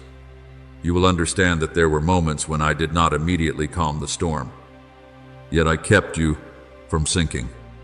There were times when I did not answer with thunder, but instead sent a person, a scripture, a peaceful sleep, or just enough strength for that single day. There were seasons when you believed you were only crawling through darkness. Yet in truth, I was teaching you how to hold my hand when human lights had disappeared. And when your tears fall in that future day, they will no longer carry the bitterness of despair. They will become tears of understanding, gratitude, and wonder from a soul that has finally realized how faithfully it has been loved. Now be still for a moment before me. Do not rush to find explanations for everything. Do not analyze every wound as though you must fully understand it before you are allowed to heal. Let my presence cover you before your mind tries to control the process of restoration.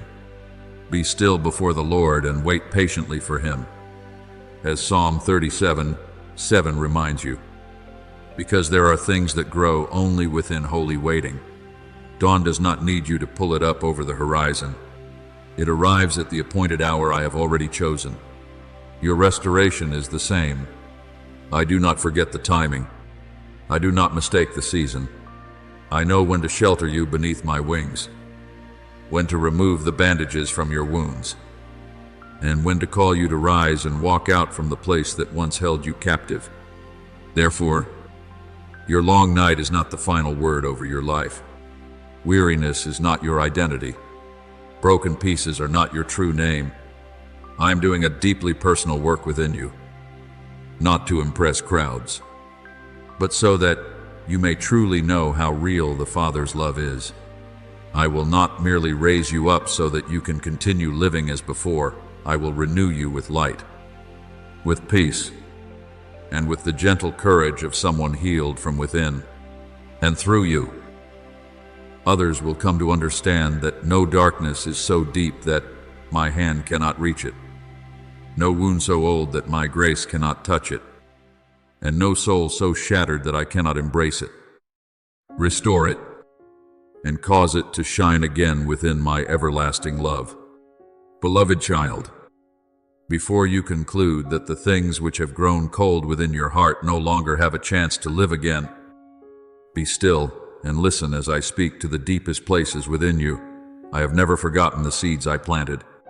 There are dreams now covered by the dust of time, by disappointments, by doors that remained silent for too long, until you slowly stop mentioning them in your prayers.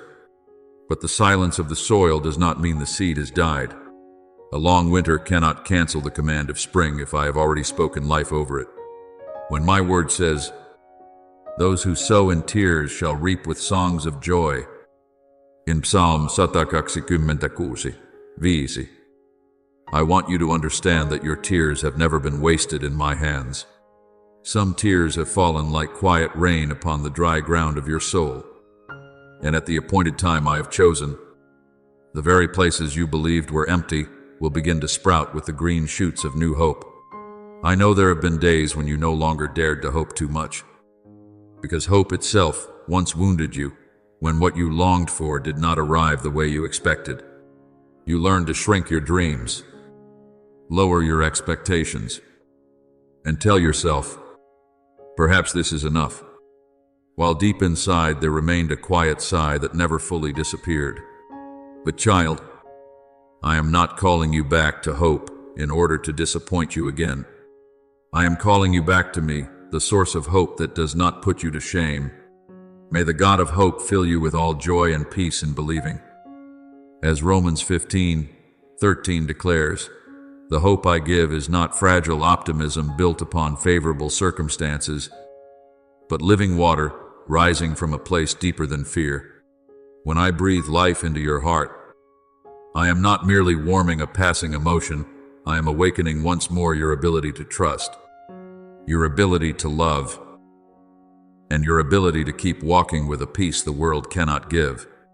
Remember the valley of dry bones that I showed to the prophet Ezekiel. Before him was not a garden waiting to bloom, but a valley filled with scattered bones, very dry, very silent, very much like an irreversible ending. Yet I asked him, "Can these bones live?" As recorded in Ezekiel 37, when my word was spoken over what seemed dead, bone came together with bone, tendons and flesh formed, skin covered them, and then breath entered them until a living army stood upright. Do you see? I do not require circumstances to appear promising in order to act. I can speak over the driest places, touch what is most broken apart, and call life back into places where everyone else has stopped expecting anything to happen. Therefore, do not treat the barren places within your heart as the final evidence of defeat.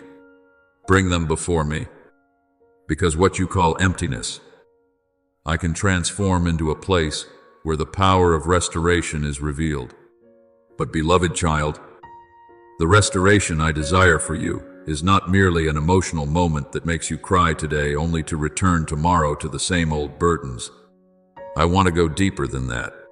I want to touch the rhythm of your daily life, the way you wake up, the way you rest, the way you work, the way you face pressure, the way you see yourself when no one is beside you to encourage you. There is a kind of weariness that does not appear on the face, yet leaves the soul heavy like stone. There is an exhaustion that cannot be healed merely by more time, but only by my presence reaching the roots of it. When my Son declared, "I came that they may have life," and have it abundantly. In John 10:10, he was not simply promising survival. He was inviting you into a life nourished from within, where you no longer have to strain through every day as though everything depends solely upon your own strength. I care even about the deeply human limitations within you. I see when your body is weary, when your mind spins in circles, when your heart needs rest, yet you still force yourself to stand because you believe stopping would mean weakness. But child, resting in me is not escaping responsibility, it is returning to the true source of strength. Even the bravest soldier must be bandaged after battle, and even the field that longs to bear fruit must receive seasons of watering. Come to me, all you who are weary and burdened, and I will give you rest. As Matthew 11:28 declares, is not a distant invitation, but open arms stretched toward you today. I do not despise your exhaustion. I do not condemn you for those moments when you only have enough strength left to whisper a short prayer. I receive even that whisper, and from there, I begin renewing your soul. And little by little, you will begin to notice that your steps are no longer the same, not because every hardship disappears overnight, but because within you there is now a new source holding you up. Before, you walked like someone always waiting for disaster to arrive. Now, you are learning to walk like someone who knows they are covered and protected. Before, you looked toward the future through weary eyes. Now you are beginning to see light entering places once filled with fear. The Lord God is my strength. He makes my feet like the feet of a deer and enables me to walk upon the heights. As Habakkuk 3:19 says, the new strength I give you is not merely so you can survive another day, but so you may rise with a new quality of spirit, gentle, yet not fragile, humble, yet not hopeless, peaceful, yet not passive, steady because you have learned to lean upon me. Therefore, beloved child, do not bury hope simply because it was delayed. Do not call your heart barren just because you have passed through a season without visible fruit. I am still the one who can bring streams into the wilderness, restore songs to lips once silenced by grief, and fill a soul that believed itself empty with life once again. Let me breathe new breath into you. Let me remove the weariness that has rested upon your shoulders for far too long. Let me teach you how to slow down within grace, work within peace, hope within trust, and rest without condemning yourself. One day, you will look back and realize that I did not merely help you survive the dry season.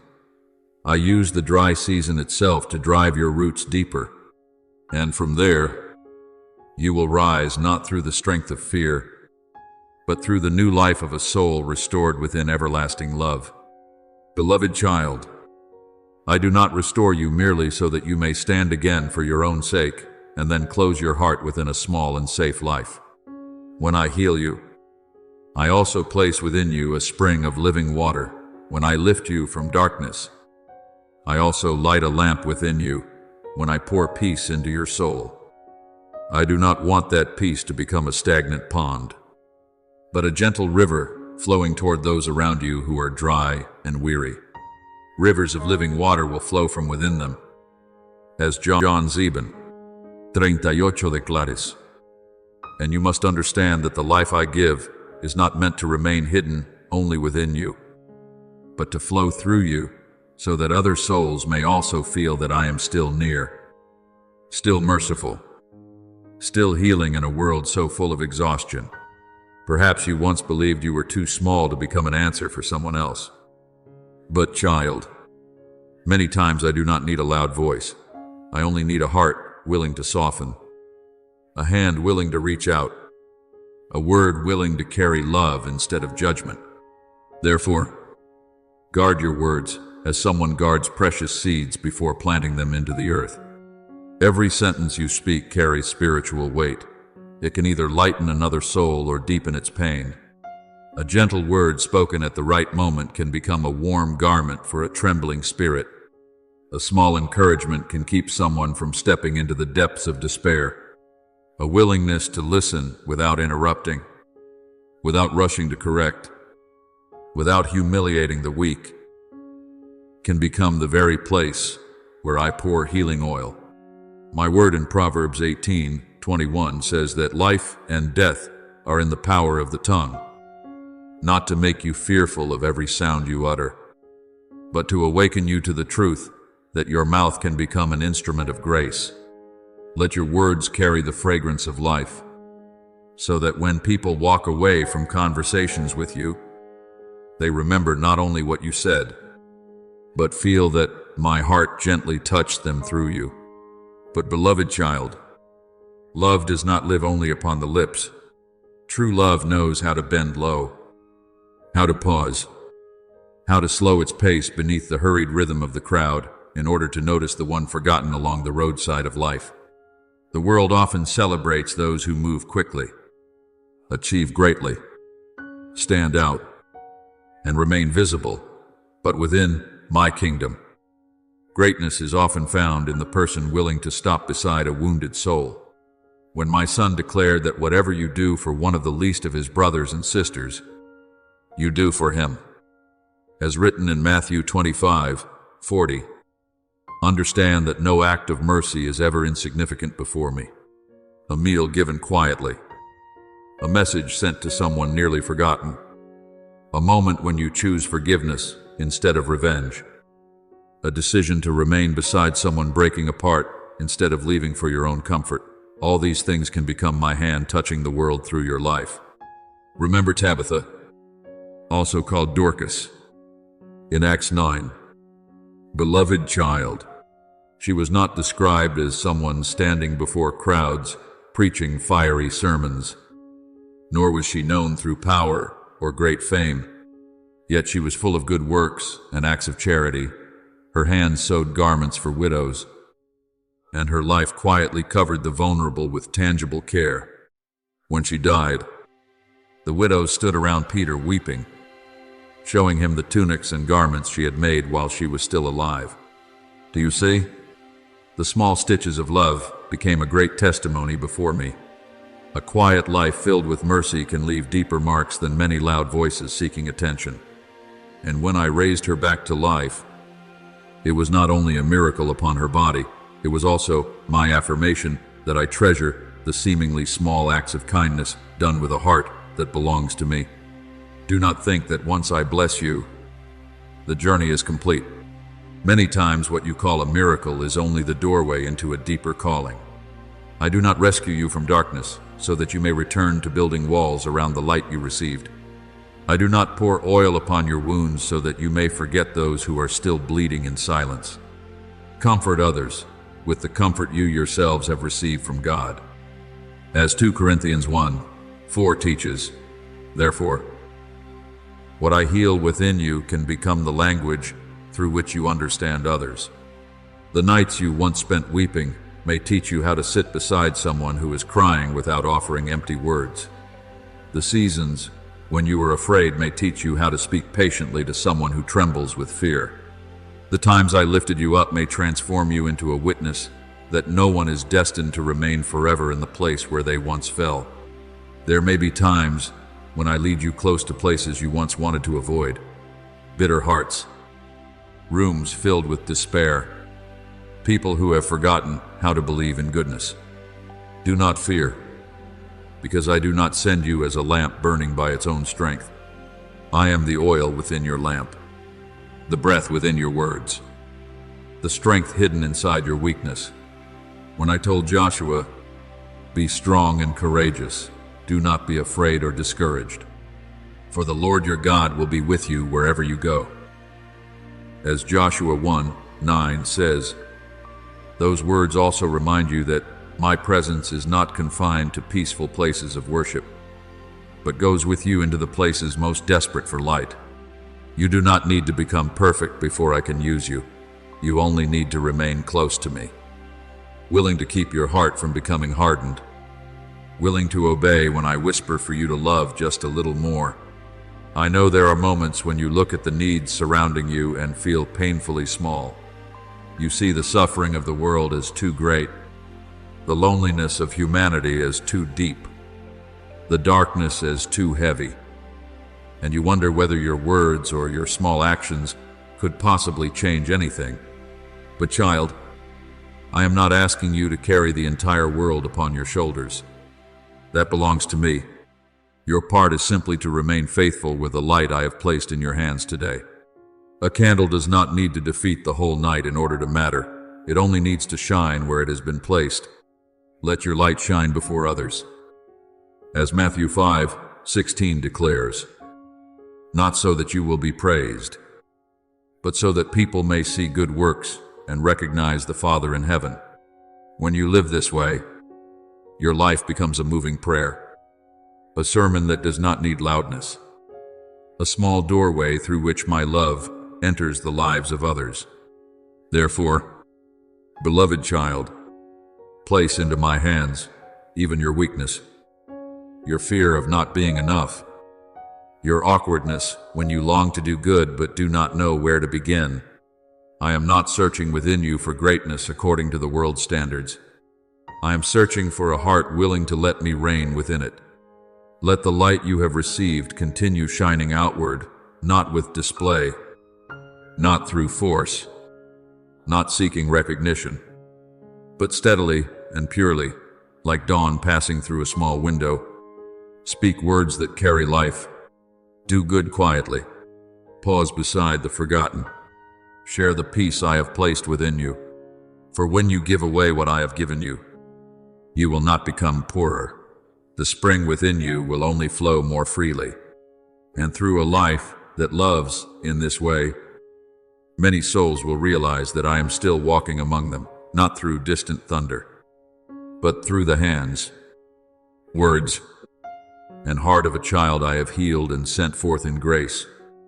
Beloved child, there are moments when your heart grows so weary that even prayer becomes short and broken. Like a faint breath in the middle of a long night, you look upward and wonder why heaven seems silent, why the questions within you continue echoing without answers, returning. But I want you to know that silence is not always distance. Sometimes I am silent not because I have departed, but because I am doing a work deeper than words can explain. The Lord will fight for you. You need only to be still. As Exodus 14:14 declares, that stillness is not abandonment, but the place where you learn to place your burdens back into the hands of the one who holds authority over the sea itself. When you cannot clearly hear my voice, do not quickly conclude that I am no longer near. Many times I am so close that if you would only stop trembling for a moment, you would begin to feel the rhythm of my peace settling gently upon your soul. I do not love you the way the world loves. The world often measures you by achievement, stability, outward strength, and your ability to avoid stumbling. But I do not see you as a report that must meet every requirement before being accepted. I see you as the child I have called by name, as the soul I loved before you ever learned how to prove yourself. When Romans 5:8 reminds you that while we were still sinners, Christ died for us, understand that my love did not begin after you became lovable in your own eyes. I loved you while you were still unfinished, still wandering, still carrying fears and fractures within you. Therefore, the days when you feel disappointed in yourself do not cause me to withdraw my mercy. The moments when you believe you have nothing beautiful left to offer me are often the very moments when I invite you closer, so that you may understand grace is not a reward for the perfect, but life given to those willing to return home. Perhaps you are carrying questions within your heart that you are afraid to speak aloud, as though your doubts would grieve me and cause me to turn away from you. But child, I do not expect you to pretend to be steady while your soul trembles within. I am large enough to hear the things you have not dared to tell anyone else. Remember Thomas after my son rose from the dead. He could not believe simply because others spoke about it. He needed to touch the wounds, to see the marks, to encounter a presence powerful enough to break through the wall of doubt inside him. And my son did not despise him, reject him, or call him unworthy. He entered the room where the disciples had locked themselves away in fear, stood among them, and said, "Peace be with you." Then offered his wounds so that Thomas might believe. Do you see? I am not afraid of the truth hidden in your heart. I am not afraid of your questions. I simply do not want you to let doubt pull you away from the arms already waiting to hold you. When storms rise around your life, your mind may scream that you are alone. Circumstances may convince you that your boat is too small, the waves too high, the night too long, and your faith no more than a fading lamp. But I want you to look deeper than the sound of the wind. There are storms that are not calm the moment you wish. Yet that does not mean I am absent from the boat. Even though I walk through the valley of the shadow of death, I will fear no evil, for you are with me. As Psalm 23:4 declares, does not deny the darkness. It proclaims that my presence is greater than the darkness. You do not need to be strong at all times in order to be held by me. A child does not need to understand the road home in order to be carried by the Father. The child only needs to reach out. In the same way, when you no longer have strength to walk steadily, turn your heart toward me. I will not condemn you for trembling. I will hold even that trembling within my peace. Do not allow the enemy to turn one stumble into a sentence over your entire life. He wants you to believe that after failure you are disqualified forever, that after one wrong choice you can no longer be used, that after one weak night my love has somehow changed color. But that is not my voice. My voice may correct you, but it never crushes hope. My voice may expose sin, but it always opens the way home again. If we confess our sins, He is faithful and just to forgive us our sins and to cleanse us from all unrighteousness. As 1 John 1:9 declares, therefore, do not hide from me in shame. Run toward me instead. Shame tells you to conceal yourself, but grace calls you into the light. And in that light, you are not destroyed, you are healed. I see the nights when you quietly battle with yourself. I see the moments when you force a smile so others will not worry, while deep inside you only wish someone would tell you that you no longer have to hold everything together alone.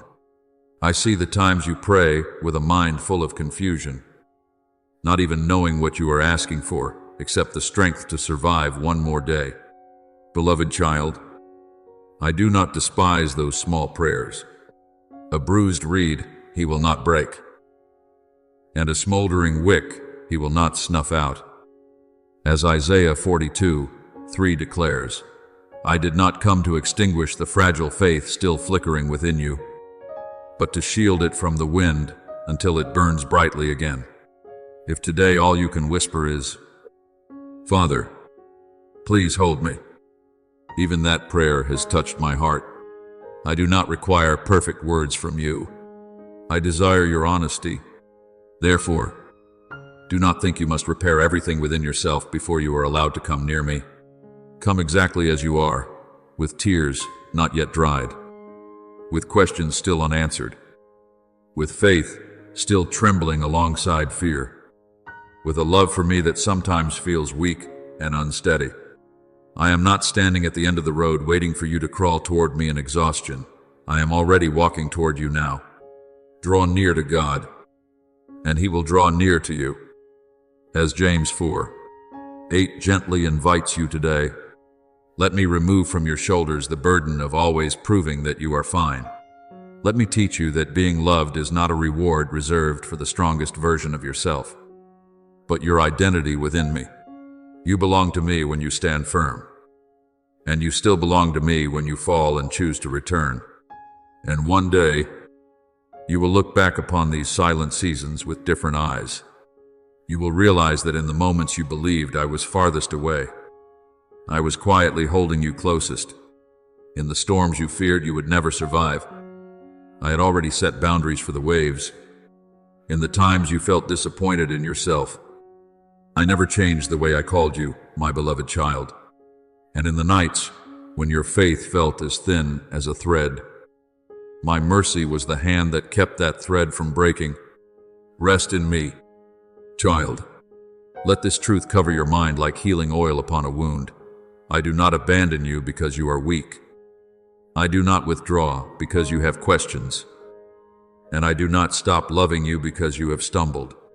I am here, still reaching toward you, still calling your name, still great enough to hold both your faith and your trembling, until your soul learns once again how to rest peacefully within the unchanging love of the Father.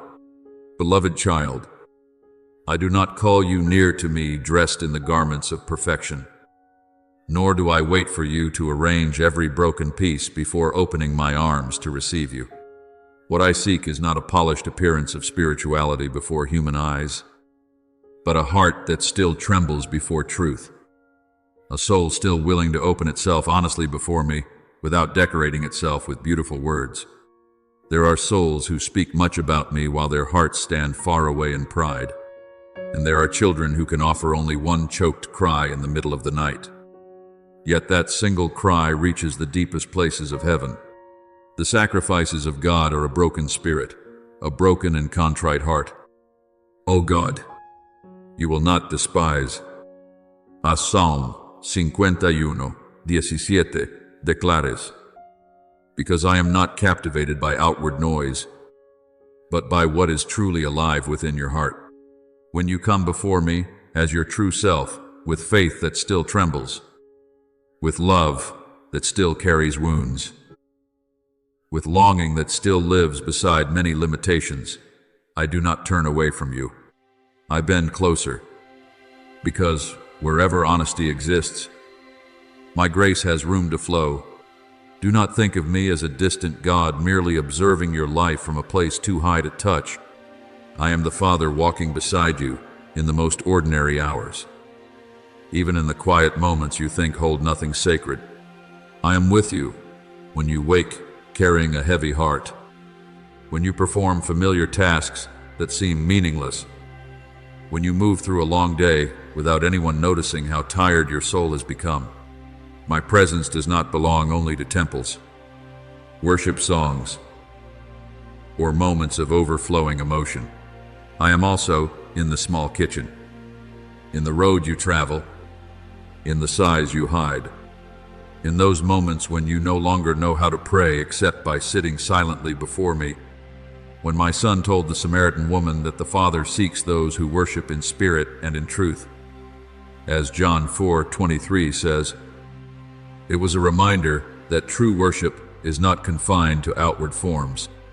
It begins when you allow your life itself to become a place where I am welcome not only into the beautiful and orderly parts, but also into the places still messy, weary, and in need of healing.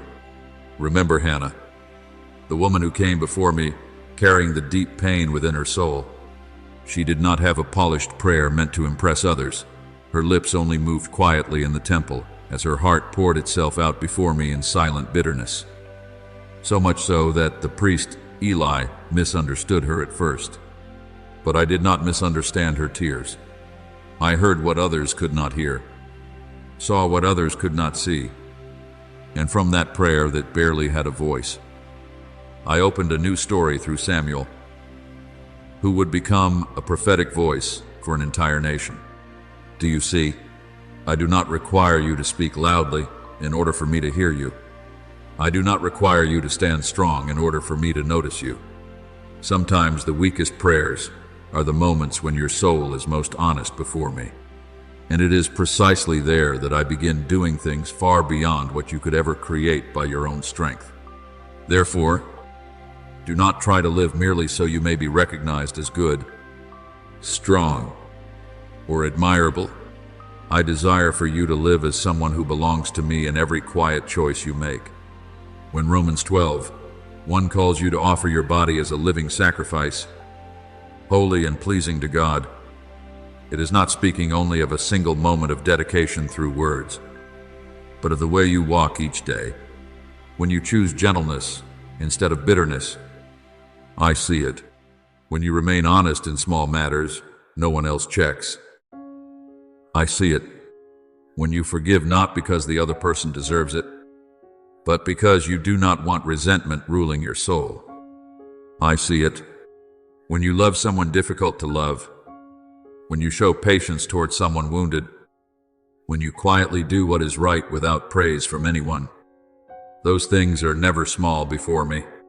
The world may celebrate only what shines brightly, but heaven also records the hidden victories where your heart chose light. Yet, beloved child, the blessings I pour into you are not meant for you to build walls around yourself. I heal you, so that through you, others may know healing is real. I comfort you, so that through you, the hopeless may still hear a gentle word.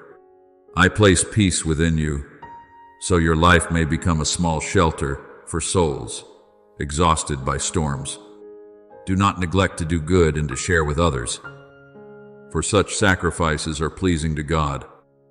As Hebrews 13:16 reminds you, therefore, never underestimate a caring message, a meal shared with someone, a moment of listening without judgment, or a prayer spoken for another person that no one else ever hears. There are people who do not need you to preach a long sermon to them. They only need to encounter within you a love that does not rush to condemn, eyes that do not make them feel rejected, and a presence gentle enough to help them believe that I still care for them. Therefore, let your life flow outward, not through display, but through steadfast kindness. Do not wait until you have more before you begin giving. Do not wait until you are perfect before allowing yourself to become an instrument in my hands. I can use a pure word, a quiet act, a willing heart, a life that may seem unremarkable yet is soaked in love. Let your light shine before others. As Matthew 5:16 declares, not so that you may seek glory for yourself, but so that others may see good works and turn their hearts toward the Father in heaven. Child, come near to me honestly. Live before me with sincerity, and allow what I place within you to become living water flowing outward to others. When you live this way, you will realize that you are not only someone who receives grace, but also a vessel through which I pour that grace into a world thirsty for genuine love. Beloved child, I want you to understand that true peace is not born from a day without storms, nor is it built upon comfortable things you can control with your own hands. The world often defines peace as the absence of loss, misunderstanding, waiting, or anything that causes the heart to tremble. But the peace I give is not fragile like that. It does not come and go according to human praise or rejection, nor does it bloom and fade with favorable circumstances. Nor can it be stolen simply because a door closes or troubling news shakes your heart. My peace is an inner refuge where your soul can still breathe, even while strong winds rage outside. When my son said, "Peace I leave with you, my peace I give to you. I do not give to you as the world gives." In John 14:27, it was not merely comfort for one moment, but a promise of a life anchored in me himself. You do not need to wait until every storm disappears before you can rest. You can rest in me even in the middle of the storm, because I am not merely standing outside watching you struggle. I am with you in every fragile breath. There will be days when you still cry, and I do not ask you to hide your tears in order to prove that you have faith. Tears do not push you away from me. Grief does not make you less spiritual. But I am teaching you that tears are not meant to become the final home of your soul. You may walk through the valley, but you must not build your tent there as though darkness were your destiny. Weeping may remain for a night, but rejoicing comes in the morning. As Psalm 30:5 declares, let those words become a small candle during the nights when you believe joy has departed forever. The joy I give is not a false smile painted over unhealed wounds, but a source of life deeper than every circumstance, a certainty that you are still loved, still held, still being guided, even when today you cannot yet see the full road ahead. I know there have been seasons when you grew weary from living through so much change. At times you looked around and saw everything shaking, and you wondered whether anything remained strong enough to trust with your heart. You once leaned upon people, plans, stability, and the illusion of control, only to ache when you discovered that all those things could change. But child, I do not change. Jesus Christ is the same yesterday and today and forever. As Hebrews 13:8 reminds you, meaning that in the middle of every shifting thing, there still remains a rock untouched by time. When you place your feet upon me, it does not mean you will never feel the wind. It means the wind no longer has authority to decide whether you collapse or stand firm. The rock does not always remove the storm immediately. The rock keeps the house from being swept away.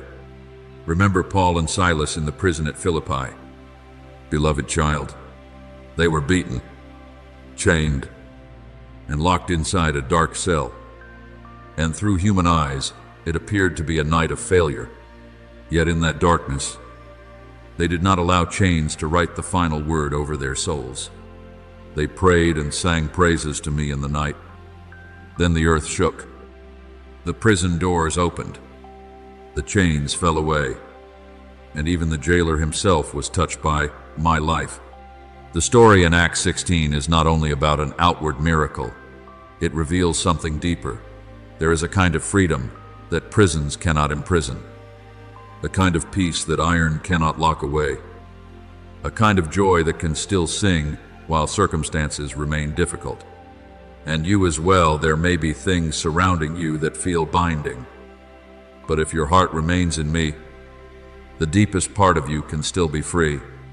Therefore, do not measure my love according to your temporary emotions. Some days, you feel me very near, your heart soft, your prayers flowing easily like water. Other days you feel dry, exhausted, confused, and you begin to question whether you have anything left to offer me at all. But my love is not controlled by the rise and fall of your emotions. When you are strong, I love you. When you are weak, I still love you. When you sing praises, I hear you. When all you can do is sit silently in exhaustion, I am still beside you. I will never leave you nor forsake you. As Hebrews 13:5 declares, is a truth I want engraved upon the most fearful places within your heart. You have never walked through a dark night alone. You may not have recognized me there, but I was present, keeping you from completely breaking apart, keeping your soul from surrendering, protecting a small seed of life within you until the light returned again. Beloved child, when you doubt, do not run away from me in shame. Bring even your doubts close to me. When you are weak, do not condemn yourself as though weakness were proof that you have been abandoned. Let that weakness become the place where you lean more deeply upon me. My strength is made perfect in weakness. As 2 Corinthians 12:9 says, is not a statement meant to shame you, but an invitation to stop trying to rescue yourself through your own strength. I do not require you to stand upright at all times like a warrior who never grows tired. Sometimes, the holiest thing you can do is allow me to carry you like an exhausted child. A child is not rejected by the father because it cries. A child does not lose the right to be loved because it trembles. And neither do you, in my arms. Your fragility is not something despised. It is the very place where my mercy is revealed most gently. And there will come a day when you look back and realize that I was present in the places you once believed were the emptiest. I was there in the nights when you cried without anyone knowing. I was there in the mornings when you rose, despite the heaviness still inside your heart. I was there in the decisions you made with only a small fragment of faith remaining. I was there in the silence you once misunderstood as absence. I was there even in the moments when you believed you had nothing left to offer except a fractured heart. And you will understand that a broken heart placed into my hands can still become a vessel of light. The Lord is near to the brokenhearted. As Psalm 34:18 declares, I do not recoil from your wounds. I draw near in order to heal them. So today, let your heart rest quietly in me. Do not exhaust yourself trying to manufacture peace by arranging everything according to your own understanding, because that will only leave you more weary. Receive peace instead as a gift from the Father, like a quiet stream flowing into the deepest places of your soul. Let the joy I give grow not from perfect circumstances, but from the truth that you belong to me. Let your hope no longer anchor itself to things that can change, but to my everlasting love. When everything around you trembles, you can still stand, not because you are never weak, but because I am your strength. When darkness lingers, you can still breathe, because I am the unfailing light within you. And when you believe you have nothing worthy left to offer, remember that I do not look at you through the eyes of someone demanding perfection, but through the eyes of a Father who has called you beloved. I am here, still holding you, still loving you, still renewing you day by day until my peace becomes the deepest song within your soul. Beloved child, there are chains that do not bind the hands or feet, yet they have imprisoned your soul for many years. They were forged from words once spoken over you, from moments when you were overlooked, from failures that taught you to doubt yourself, and from wounds that quietly trained you to make yourself smaller. You became accustomed to walking as though you needed permission from life itself just to hope, accustomed to seeing yourself through old injuries, accustomed to believing that yesterday's weakness would define tomorrow's limits. But I do not see you through those eyes. I do not call you by the name of failure, nor define you by the seasons when you fell, nor use your fear to write your future. When my word declares, if anyone is in Christ, he is a new creation. The old has passed away. Behold, all things have become new. In 2 Coríntios 5:17, it is not merely a comforting sentence, but a proclamation over your identity. I am renewing you from the deepest places within, not merely drying the tears on the surface, but uprooting the lies that have clung to your heart for far too long. Do not fear when I touch the places you have learned to hide, because true healing does not merely soothe the surface. There are wounds that, if covered only with busyness, self-reassurance, or forced smiles, continue bleeding quietly into the way you love, the way you trust, the way you choose, and the way you see yourself. I did not come merely to patch your soul so you could continue living a weary life. I came to restore you completely. If the Son sets you free, you shall be free indeed. As John 8:36 declares, and that freedom is not merely escape from painful circumstances, but liberation from allowing those things to rule the voice inside you. I want you to rise, not as someone pretending to be fine, but as a soul called out of darkness, clothed again with dignity, rekindled with life, and taught to walk in the light of the Father. Remember Mephibosheth, beloved child. He had been crippled in both feet since childhood and lived in Lodabar like a forgotten man, carrying the shame of someone who believed he no longer held value before the king. When David summoned him, he bowed low and called himself a dead dog, because for too long he had viewed himself through the lens of loss, brokenness, and humiliation. But the king did not call him in to disgrace him. He called him in to restore him. David returned to him the land belonging to Saul's house and invited him to eat at the king's table like a son. Do you see? Some people enter the presence of grace carrying a diminished view of themselves. while I have already prepared for them a seat they never dared imagine possible. And so it is with you. I do not call you near in order to remind you how broken you once were. I call you to my table so you may remember to whom you belong. From this day forward, let my presence become the very air your soul breathes. Do not seek me only when you are exhausted, nor treat me as the final refuge after all your own strength has failed. I desire to walk with you through every ordinary breath, when you open your eyes in the morning, when you face a decision that feels unclear, when you perform unnoticed tasks, when you sit silently at the end of a long day and no longer know what to say. In Him we live and move and have our being. As Acts 17:28 reminds you, meaning your life was never meant to exist apart from me. I am not distant, visiting your soul only during rare sacred moments.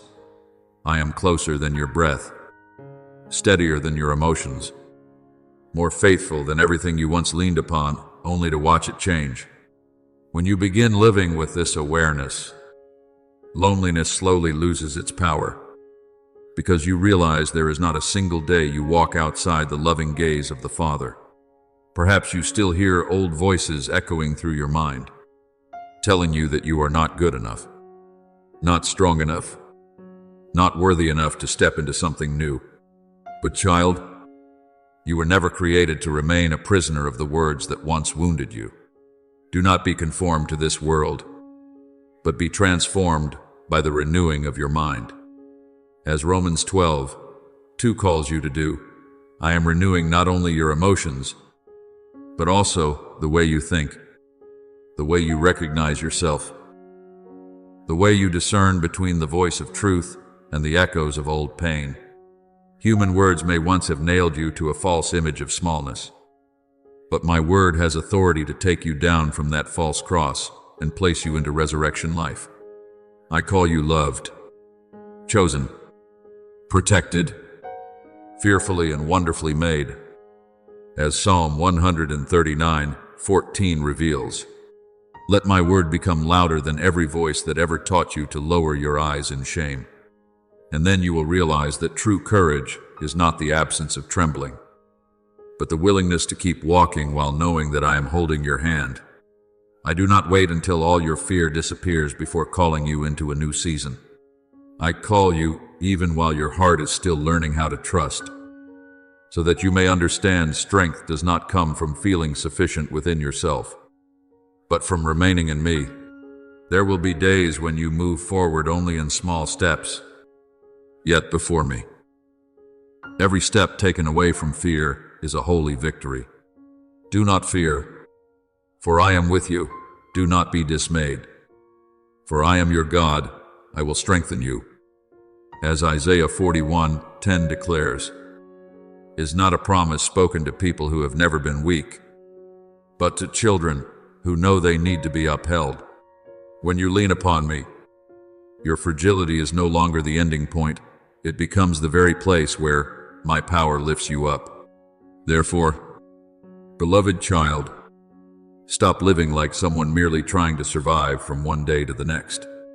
I am calling you into true life, a life no longer defined by what once wounded you, no longer ruled by self-doubt, no longer held back by the false names your past tried to place upon you. Let me open your eyes to see what I have seen from the beginning, a soul of great worth, a heart capable of healing, a life able to reflect my light to others. Behold, I am making all things new. As Revelation 21:5 proclaims, is the breath I want to speak into the driest places within you today. Rise in grace, not through pride, but through the confidence that the Father has called you out of the old place. Walk forward in peace, not because you control everything, but because you are no longer alone. And as you learn to live daily within my presence, you will watch chains fall away, breath return, hope blossom again, and the true person I created within you begin to walk beneath a light that will never fade.